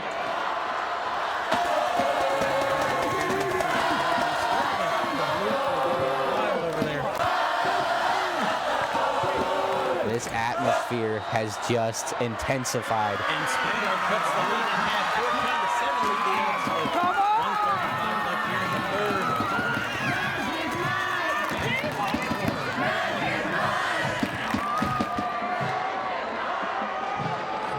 We've still got a quarter of football left. This has been one heck of a game, Jared. See there the Springboro cheerleaders running the flags down the field.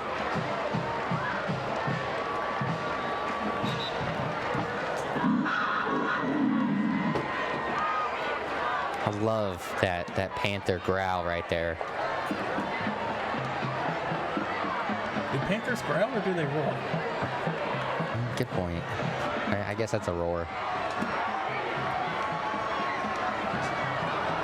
We saw Springboro when they kicked off the first or the second half. It was kind of a squib up the middle.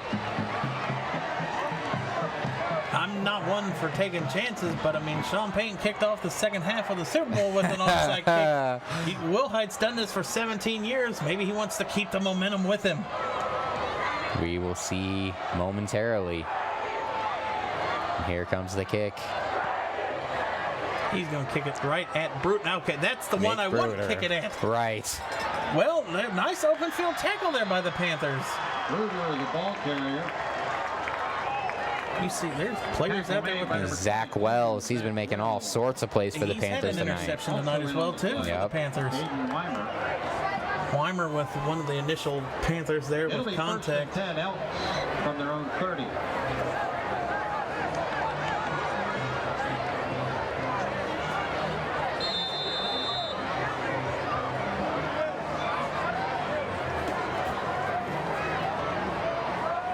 Score update from around G-Walk. Springfield scores a touchdown. Going to go up 21-17 over the Firebirds.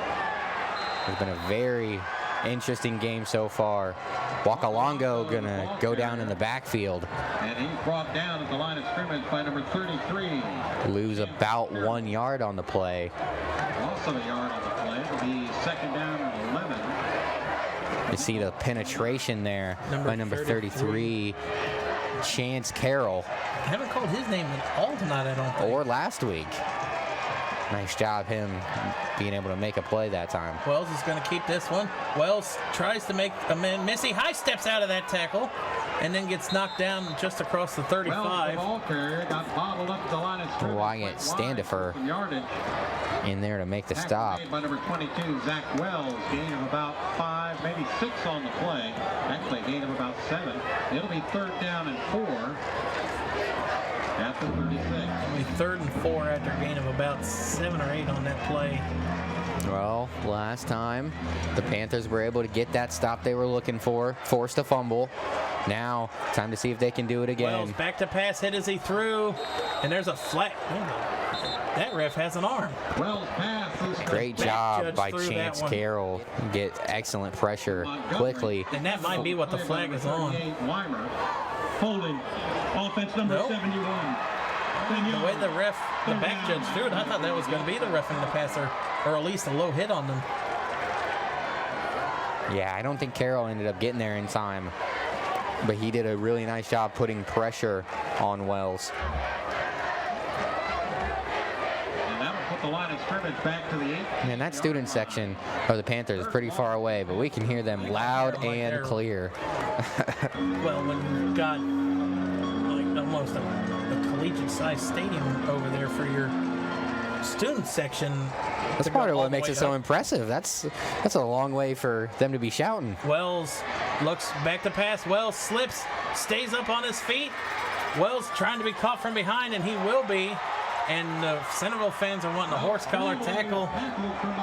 Cameron Messenger, number 32, the first Panther in there to make the stop. And what a way to end the third quarter. It's a really nice job by Wells keeping the play alive as long as he can, but there's just no one for him to throw the ball to. He's got to escape, and you know, you almost got to say that.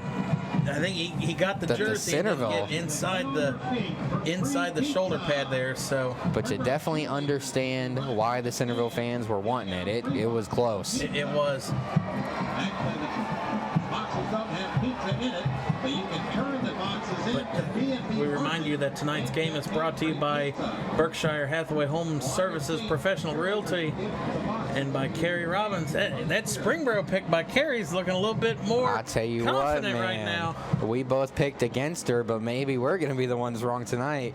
I don't know. I can't afford to stay under 500 on picking with the helmets. I'm catching you when it comes to the season-long picking. I'm still up 4. We'll see after tonight. Hey, just remember, you said if Cooper Rush goes undefeated in his starts with Dallas, we get to shave your head on our show on Wednesdays. Well, I'll tell you what, there's no way that's happening. Well, but I am going, my blood pressure will be raising every week they do not lose. Every week. And Springboro almost gets home again. Lamb fields his punt, no fair catch. Lamb trying to dance around, you can't really make a play when there's 7 Elks right there ready to tackle. Yeah, he's kind of crazy on that one. There was a herd of Elks there to stop him. Is that a play on? Yes. Okay. Yes. They are Elks. They run in herds. Leading the charge for the Elks. And I was talking with some Springboro student section before the game, and they were talking to me and trash talking back and forth with each other, but they asked if Centerville knows that the plural for elk is elk. There's no S. Mm-hmm. So just trash talking back and forth. Sometimes they can get out of hand. Sometimes it's just in fun. You gotta love the banter. Lamb goes in motion. Yates gets the carry, his first carry, really, I think this half. If he had one, it was early in the third quarter, but it was a lot of Russo himself that third quarter. Not been calling his name too many times here in the second half. 25 Jacob Bollinger on the tackle. Gain of about 3 on the play, setting the second down at 7. And the Panther 43. Gain of about 3 on the play, so 2nd and 7 for the Panthers. And Springboro letting this clock run all the way down. It's down to 5. Russo going to the right. Throws it deep downfield, double covered, and that one incomplete. Was way behind Howard.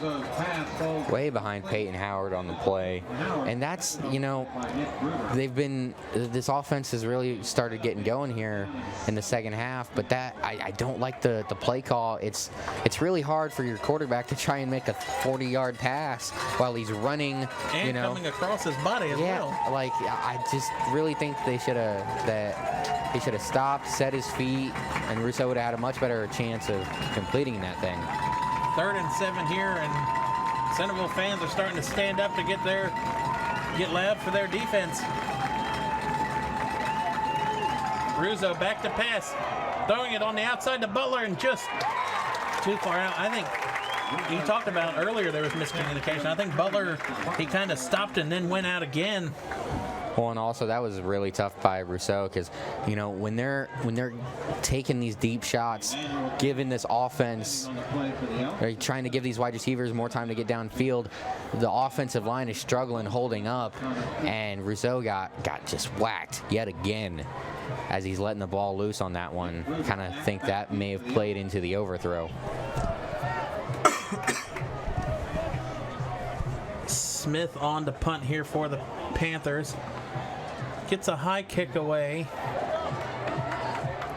And Bruder's makes one man miss. Bruder along the sideline. Bruder gets out of bounds. Oh, he's tackled out of bounds, and there's the flag. Bruder was hit well outside the light. And when you're trying to make a comeback against a good team like the Elks, you cannot allow that to happen. You can't hit them after they go out of bounds. You can't afford to give this team any help. They're 5-0 for a reason. They're really good. And when you're just giving them extra yards like that, you're just hurting yourself.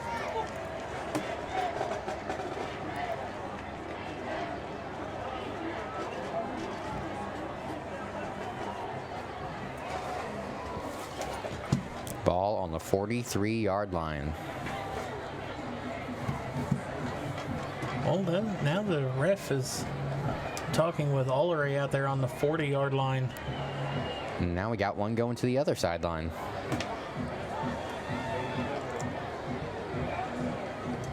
Illegal formation on the offense. That penalty to the line. After the play, personal foul, late hit number 7. And see, this is another instinct where that illegal shift needs to be called and blow the plane dead. Because what if Bruder would have got hurt when he got tackled late out of bounds like that? Unnecessary. Yep, completely agree with you.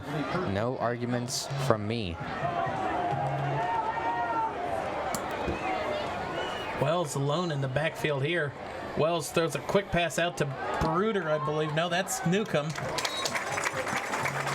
And screenplay is going to be good for about 5. make it 6. Which Robinson, tackle made by number 6.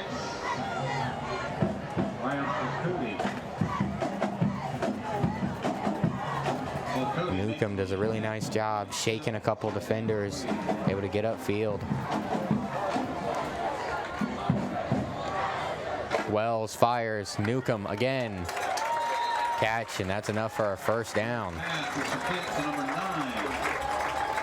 Raylan Newcomb, tackle made by number 23, Wyatt Stanifer. It's a first down for the Elks at the Panthers. Wells completing 61% of his passes coming into tonight's game.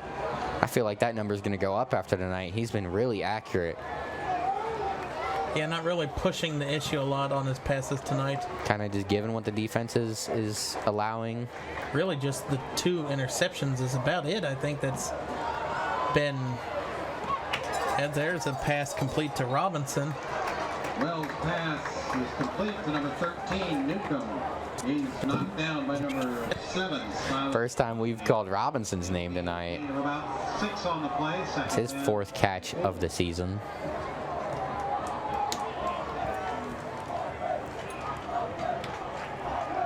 Second and about 6 here.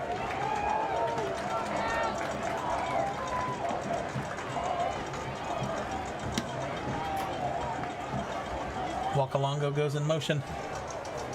Wells going to be a direct snap. He's going to run right up field with it, and that'll be enough for a first down as he's finally brought down Carrying by Zach his Wells. counterpart, Zach Wells. Tackled by number 22, Zach Wells. He may not be the best rusher, but tonight he's been getting the job done on the ground when he's decided to take off.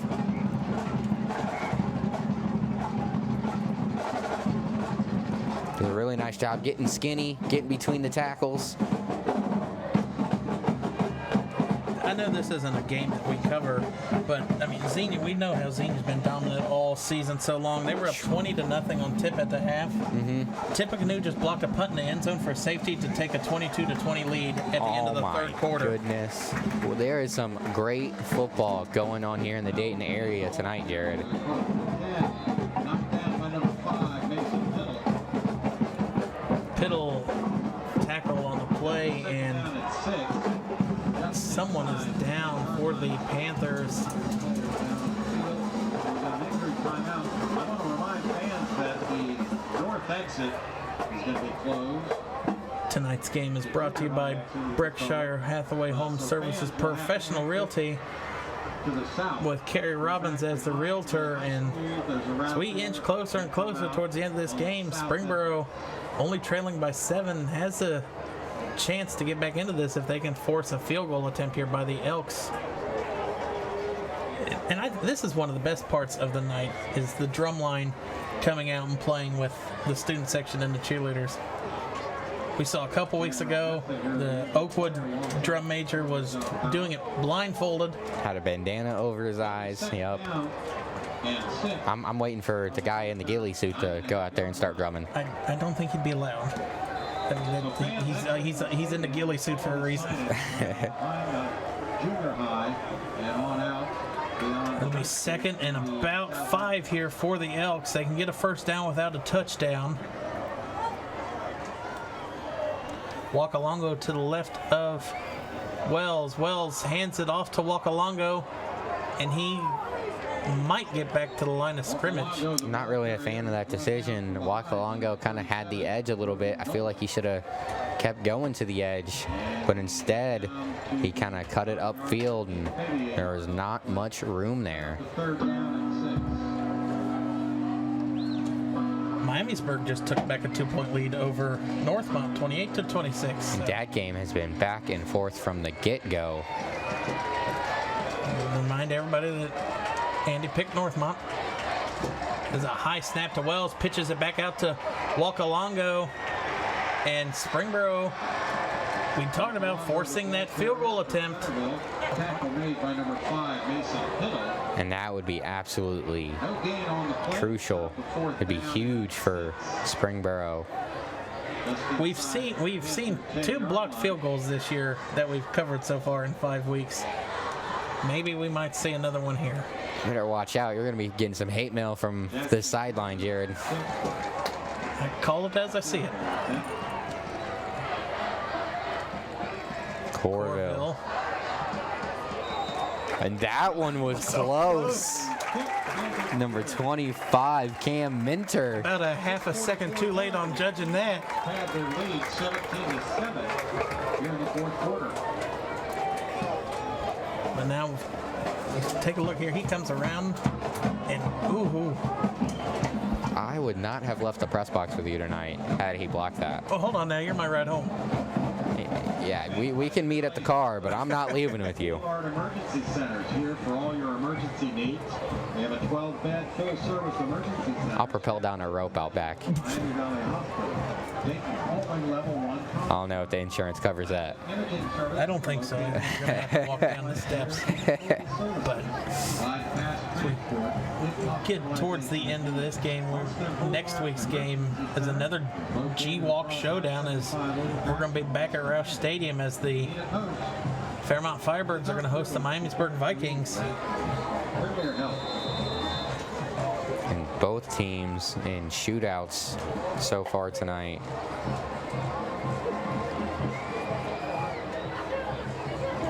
Both of them coming off losses, looking to rebound.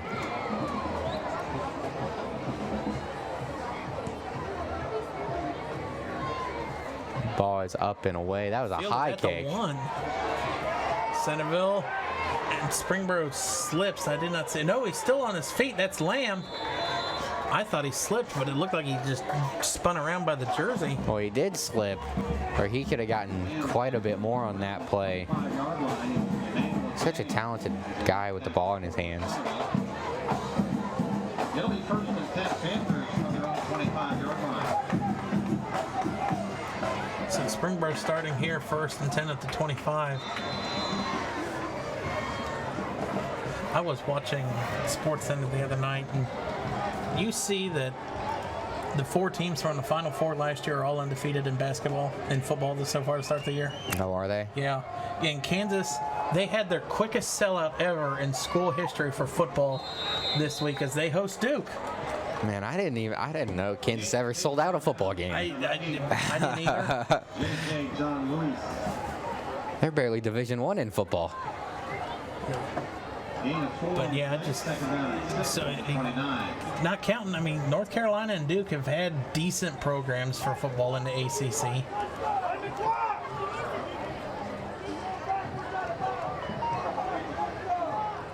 See, the Centerville fans are yelling that they want the clock to be running, but he got pushed out of bounds. That's what they're fans for. Right. South end of the stadium still has Chick-fil-A sandwiches on sale. $5. That's a good deal for Chick-fil-A sandwich. So I'm looking on Twitter right now for some scores. I see that Roger Federer lost his final competitive match of his career. What's up with him and Serena? They both lost their last matches. Andy, look how long they've been playing tennis. I know, but it's sad. I like to see goats go out on top. Throw over the middle. There's a flag. Oh, and Cade Lamb's going to lose the ball. We're going to see who got back on top of it. Complete the Lamb. Gets his way to about the 37-yard line. And he's going to be fortunate to be able to jump back on top of that thing. We're going to have to look and see what the flag is. They're going to call a face mask. Defense, 15 yards. Maybe that's why he lost the ball. Maybe.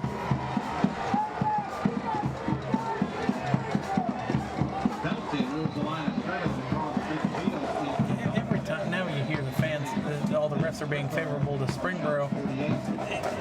Any call that's a personal foul, the other team's going to say it's a call for them.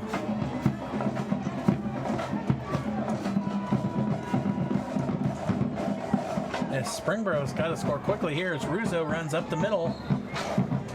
Russo, the ball carrier. They got to score and either get the ball back or get a quick 3 and out by the Elks. Yeah, and this is one of the things we've been talking about all night. Centerville defense is just really, really good. And so when you get yourself, in a hole down 10, down 7, whatever it is, it just makes it so hard to come back, especially in the second half as the clock starts to work against you. Second down. And then when you pick up penalties like that, working against yourself. That'll move it back to the original line of scrimmage, 2nd down and 10. Just really cannot afford stuff like that.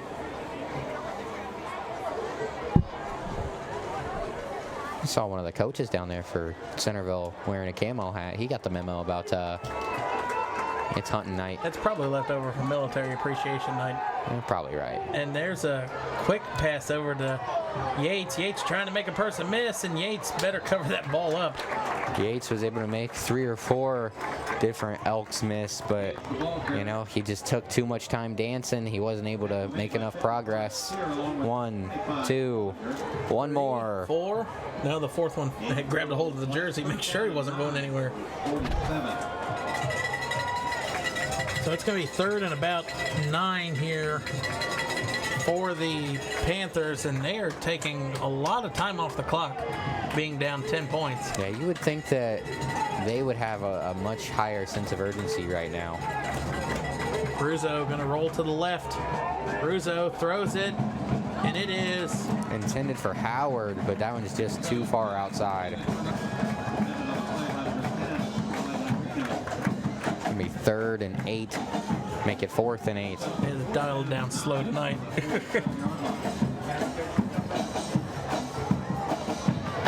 Yeah, this is the head-scratching play. What do you do? It's 4th and 9.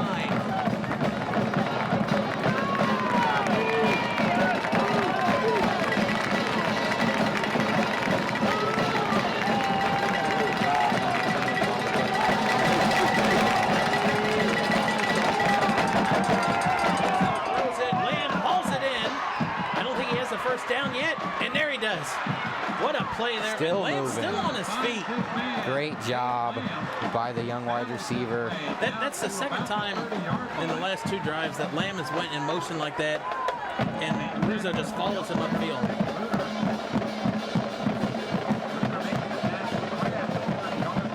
Great job by the Panthers right there, keeping the Knights alive. Panthers up tempo here. 45 seconds on the clock. Russo's going to keep it. Cut back. Russo, at that point, you got to get rid of it. Russo, the ball carrier. Yeah, I definitely agree there. I mean, you're just burning clock, and there's nothing good happening. No, you lost 1 on the play, but Loss of a yard you on the still play, have the 2nd clock down counting. And 11. Under 3.5 minutes left, so He might have gotten back to the line of scrimmage. if Springboro 2nd does down and score 10. whatever it is here, you know that an onside kick is coming. Yeah, because, I mean, they're just not being very efficient with the clock right now.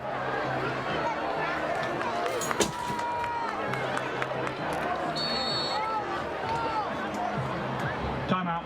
Springboro. And now you waste 43 or 33 seconds on the play clock and take 33 seconds off the clock and finally decide to call a timeout. He'll be directed to leave. Clock management. If this pass is not an attempt at the end zone, I think that's a wasted timeout because now Springboro has 2 left, and now you can't force Centerville to go 3 and out real quick if you get the onside kick. Yeah, I mean, I definitely agree. You're starting to run out of time to be able to make anything happen. They had 3 really good wide receivers, and then Also, as you exit, please check the area around you and help in throwing away trash. There are trash. they got 3 really good wide receivers on this team, all who have well over 200 yards on the season and multiple touchdowns apiece. This offensive line is not giving Russo time to throw it. Yeah, I mean, we're over here with the Springboro section band now. we just got an update in from the Fairmont game. Fairmont takes the lead with 2 minutes left to play, 24-21. Cade Lamb throws the ball deep. It's Howard. It's a touchdown. Or excuse me, that was Yates, and they're going to say it's incomplete. Oh my goodness. Russo at lateral to Lamb, who threw the ball. It was a great trick play. Amazing play call by Coach Wilhite. I think that's a forward pass before it even. Very well might have been. And Yates just can't come up with it, but he knew how wide open he was, and he got too excited. wanted to look to make sure he was in the end zone before he secured the ball.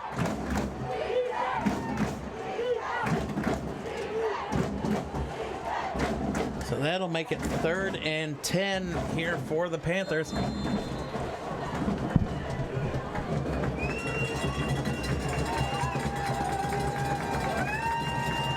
It was Brock Baker up the middle for a touchdown. Russo throws it middle of the field. It is hauled in. Is that Yates? No, that is Hopkins. Allen Hopkins. Inside the 10-yard line. And I thought you could have called a holding right there on 56. Complete to number 1, Allen Hopkins. First and goal, Springboro from the 4-yard And line. if you're Springboro, you have got to be on the line. You've got to hike this one when the refs set the ball. At 2 minutes and 40 seconds remaining. Ball on the 4. I don't understand with this. Springboro not playing with urgency. Yates keeps it. Yates cuts it in, and Yates gets a touchdown. 2.5 minutes left in this game to cut it to a 4-point lead with an extra point coming. You see. What a huge play there. Nice job by Russo. Holds that ball in there to the very last second. I thought he was going to pull it. Until he makes his decision. He decides to let Yates keep it, and for one of the few times tonight, Yates has a nice hole up the right side. He's able to score the touchdown. Bad snap, up and good. Great job there by the holder. That one, it looked like it came in a little bit behind his knee, and he was able to pick that thing up and place it quickly, turn the laces, get the extra point up and in. All right, so now here's the biggest decision of the night. 2.5 minutes left. You got 2 timeouts. Do you trust your defense to hold them to a 3-and-out, and you call your timeouts quickly? How long is the play clock after a timeout? Is it a full? If it's in the field of play, it goes to 30, I believe. This is tough. I think you just gotta go and You go for the onside kick? Yeah, you gotta go for the onside kick. I mean, You go for the onside kick, and you've still got 2 timeouts. You call them immediately. how many times has the Panther defense held the Elks to a 3-and-out tonight? Maybe once, twice in the second half. twice. Okay, yeah, it just has not been easy for the Panthers to get stops. And they're lining up the way the kicker looks. It has to get to the 50 unless an Elk touches it. Here's a high kick. And an Elk has touched it. An Elk caught it. Is that Nick Bruder? That was Nick Bruder. I mean, that's your for sure hands on the field. You got to put him up to where he can catch it. That's a little bit gutsy, Bruder going out and getting that one all like that. by himself. Yeah. He had no help around him. All right, so But that's why he's a leader. 2.5 minutes left. Springboro 2 timeouts.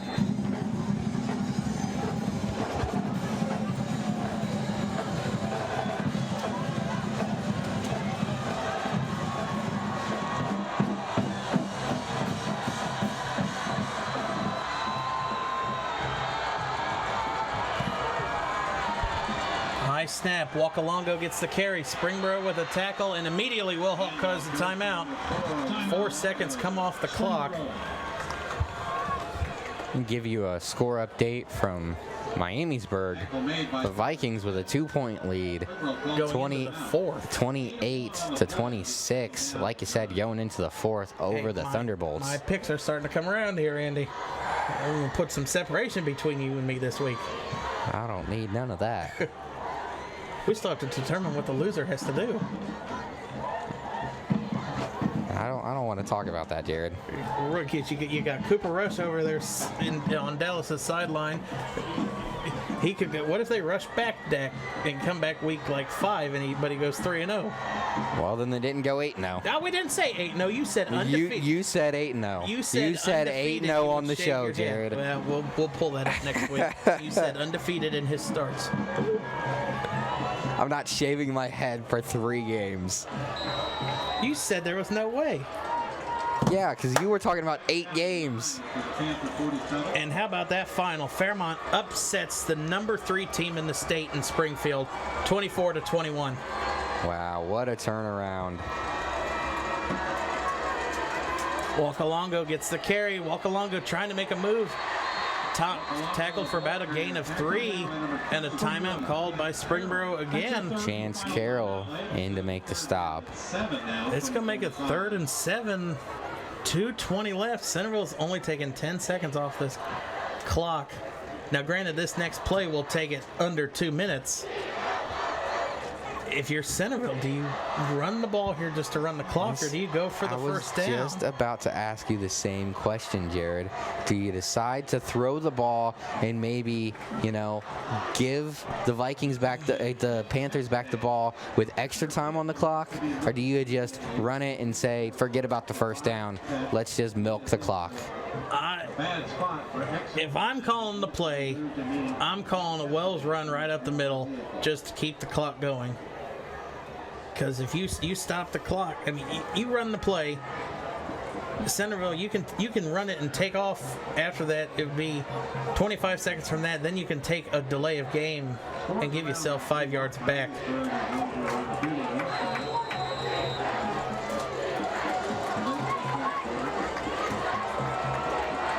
So the decisions right here between, I mean, this is one of the biggest parts of a chess match right now. Do you run it? Do you throw for it? They're going to hand it off to Bruder. Bruder in the backfield. Bruder stays up. He's going to stay in bounds. He will not but he's get not the gonna first get it. down. Handoff goes to number 2, Nick Bruder. And I feel like Bruder is going to get away with what they could have called the face mask yeah. on Bruder, yeah. We didn't have it in our replay. We're going to rewind it back. We did have it in our replay. Good job, guys. Goodness, he has a face full of that. Yeah, you can see him yanking that helmet around. I don't know how they didn't call that. Well, if you're the Panthers fans over there, you're saying Centerville never gets the fouls called against them. Centerville, they will a minute and a half about right there's the timeout by Ullery. Timeout. 1:27. Centerville calls a timeout. 1:27. And Jared, we've seen some great catches tonight, but I was just scrolling through Twitter and I saw the George Pickens catch again from. No, I saw it last night, but just scrolling through Twitter looking for scores, saw it again and just like, oh my goodness. I mean, we've had some good, like I said, good catches tonight, but nothing that compares to what George Pickens did last night. So it's 4th and 3. We got a final here for the Elks. Fairmont Springfield game. Fairmont We just got to punt it, man. 24-21. Springfield was undefeated going into that game. Their record drops. As the Elk sideline has a that little bit of a cheer. I was going to say that definitely moves them into first place if they're able to complete this game tonight. Those two still have yet to play each other. Centerville and Springfield. That's going to be one to watch in a couple weeks. After night, Centerville will play at Beaver Creek, and then look at the gauntlet. Springfield at Fairmont Wayne for the end of the season for the Elks.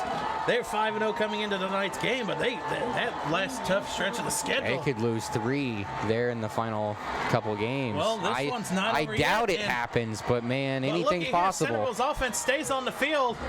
Are they just trying to draw them off sides and get the free first down? Newcomb goes in motion. Play clock's at 3, and that is all they're trying to do is just jump them off sides, and what about that discipline by the Panthers line to not jump at all of those fake huts that Wells threw at them? Well, and you know that Coach Wilhite and then his defensive coordinator, Jason Brown, that's all they were saying. You cannot jump. You cannot jump. We cannot give this game away right here. And they did a very good job of staying disciplined. And a bad snap. And it's blocked. Springboro. Oh my goodness. Springboro picks it up. And Springboro still on their feet. It's picked up by 23. Springboro down inside the 10. That is number 23, Wyatt Standifer. And my goodness, Jared, this game has just completely changed. My mind is blown, and Carrie Robbins she might have made a heck of a pick tonight. That was a horrible snap by the long snapper. You see, we're back over here on the Blue Crew side now. Now wait till they see that there's a camera on after we look at this replay. Standifer just refusing to go down.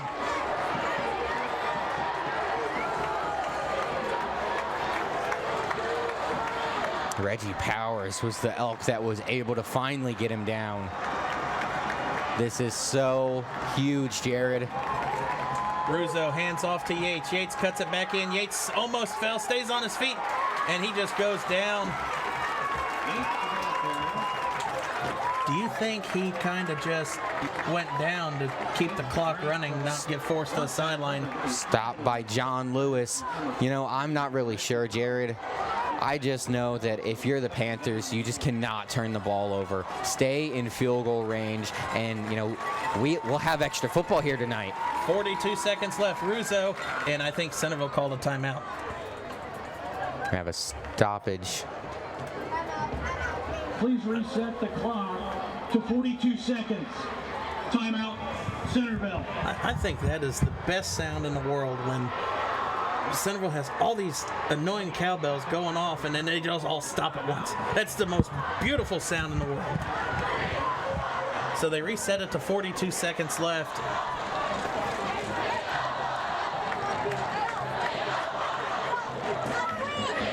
So we come into the night with 2 undefeated teams in GWalk. And we might leave the night with no undefeated teams in GWalk. What a night of football we have had. And all night long, the punting teams have not done a good job of blocking. And we were talking about it. At some point, the Elks are going to get one. Or at some point, the Panthers were going to get one. Well, the Panthers got one. And we talk about this. We've got 2 games left with the Panthers left this year. At Wayne week 9 and at Miamisburg week 10. Those are 2 harder games for them, but this was the biggest test of the season. Oh, yeah. I mean, we've talked about it all game long. The Centerville team is so disciplined, so good in every facet of the game. I mean, they just test you at every level, physically, mentally. Russo, roll to the left. Russo, gonna keep it. Pressured by Kopinski. And he gets out of bounds. Russo, the ball carrier, keeps it inside the 10. Good decision not to force anything. Throw anything back over the middle, not to make any turnovers, and he does a really nice job. You know, he immediately feels the pressure by Kopinski and gets out of the pocket, is able to pick up a few yards.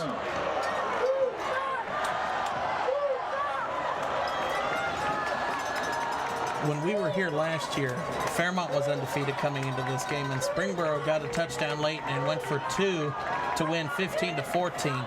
Yes. You think if Springboro doesn't score here, does Will Height say to heck with it and go for the win on 4th down instead of going for the field goal? These are great Russo, questions, Jared. Back to pass.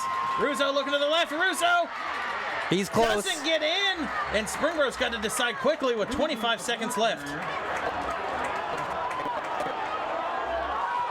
Oh, I did not realize Springboro could get a 1st down without getting the touchdown. And the clock is stopped. They stop the clock to set the ball. Oh, they're going to measure it.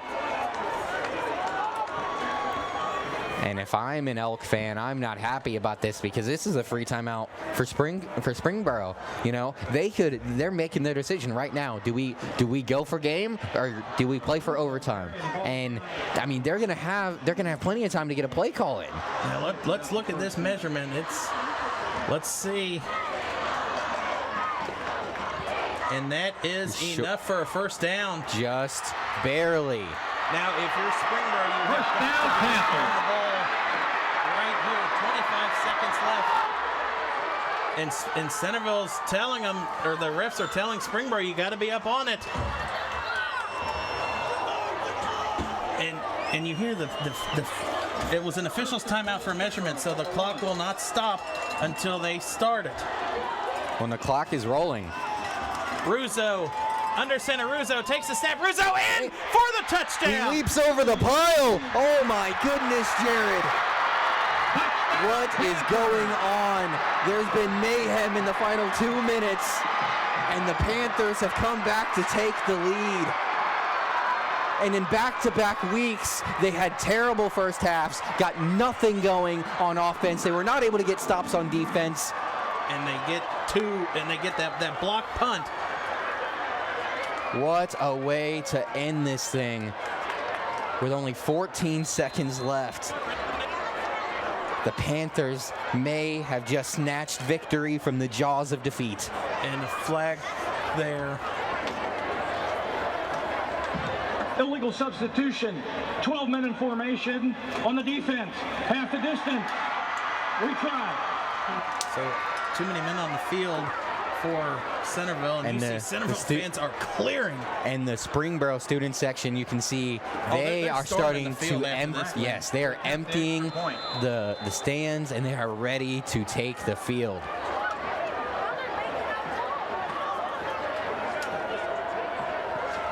Kick is up, and kick is good. The kick is good, and with 14 seconds to go, the Panthers take a 21-17 lead. What a turn of events here at Care Flight Field at Watkins Stadium. Completely agree, Jared. He's been too good. He had a punt return of about 60 yards down to about the 10 earlier that set up for a Centerville touchdown. Don't kick it to Brewer. And I'll tell you what, last week we started the game on a kick return for a touchdown. Is it possible we end the game on a kick return for a touchdown? Who knows? We shall see. The student section is almost end zone to end zone now. Yeah, they are getting ready to come through that fence. And I mean, we call it an upset, yes, because Centerville is 5-0, Springboro 4-1. But this game has been decided by 7 points or less each of the last 6 seasons. Mm-hmm. Yeah, and I mean, just we knew coming in, we were talking about all week, this was going to be one of the better games of the season. And I mean, how else to end it? Well, there's a squib right up the middle, and Bruder doesn't get it. There he finally does. And Bruder tackled at about the 15-yard line. And Bruder should have just gone down immediately after he wasn't able to field that thing cleanly. Lost a couple extra seconds there. You haven't covered as many Miamisburg-Springboro games as I have, but there has been many games in that rivalry that have, I mean, we closed Harmon Field a couple years ago with Miamisburg, and they won like 28-26 as time expired on a field goal. There was a couple years ago, and actually it was the first rivalry for that game in Harmon Field, which we will be at the end of the season, where both teams put up over 1,000 yards of offense and over 100 points in that game. I wish I would have been there for that one. That sounds like a blast. So you never know what you're going to get with that game. As Wells throws it out to Montgomery, and he gets out of bounds with about 3 seconds remaining in the game. So it's a nice pickup. I'm gonna have to see what the Elks got. It's gonna be a lot of laterals. Yeah, you got 70 yards worth of laterals in you? Not quite sure. And I mean, barring a defensive penalty, that's the only way it can end. Timeout, Centerville. And wouldn't it be something they start the laterals and there's a face mask called or something against Springboro, and can end on a defensive penalty. That is true. Go for the hook and ladder.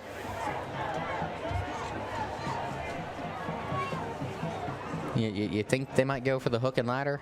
I think you have to.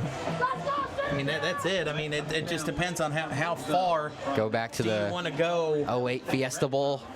Have some Boise State magic. Quite a turn of events here at Care Flight You go back to the Music City Miracle. On that kickoff, if everybody gets to the left side and you lateral it back far right, there's a lot of ways you can play this. Just need a couple of blockers, man. All you need is the one to set the edge. But, I mean, Springboro, they've got to play as prevent as you can here. I wouldn't even – I mean, I would put the 3 on the line, and that is it. I would put everybody else at least 15 yards back. For what looks to be the final play. Wells going to be alone in the backfield. Wells going to throw it out to Newcomb. Newcomb fakes the lateral. Now laterals it back to Wells. It's a loose ball. Wakalongo doesn't get it, and that is going to do it. Springboro comes back and scores with 20 seconds left to knock off the undefeated Elks, 21-17. Springboro wins it by a score 21-17. What a way to end it, Jared. Back-to-back weeks, insane comebacks. This one is going to be hard. I mean, there were so many plays.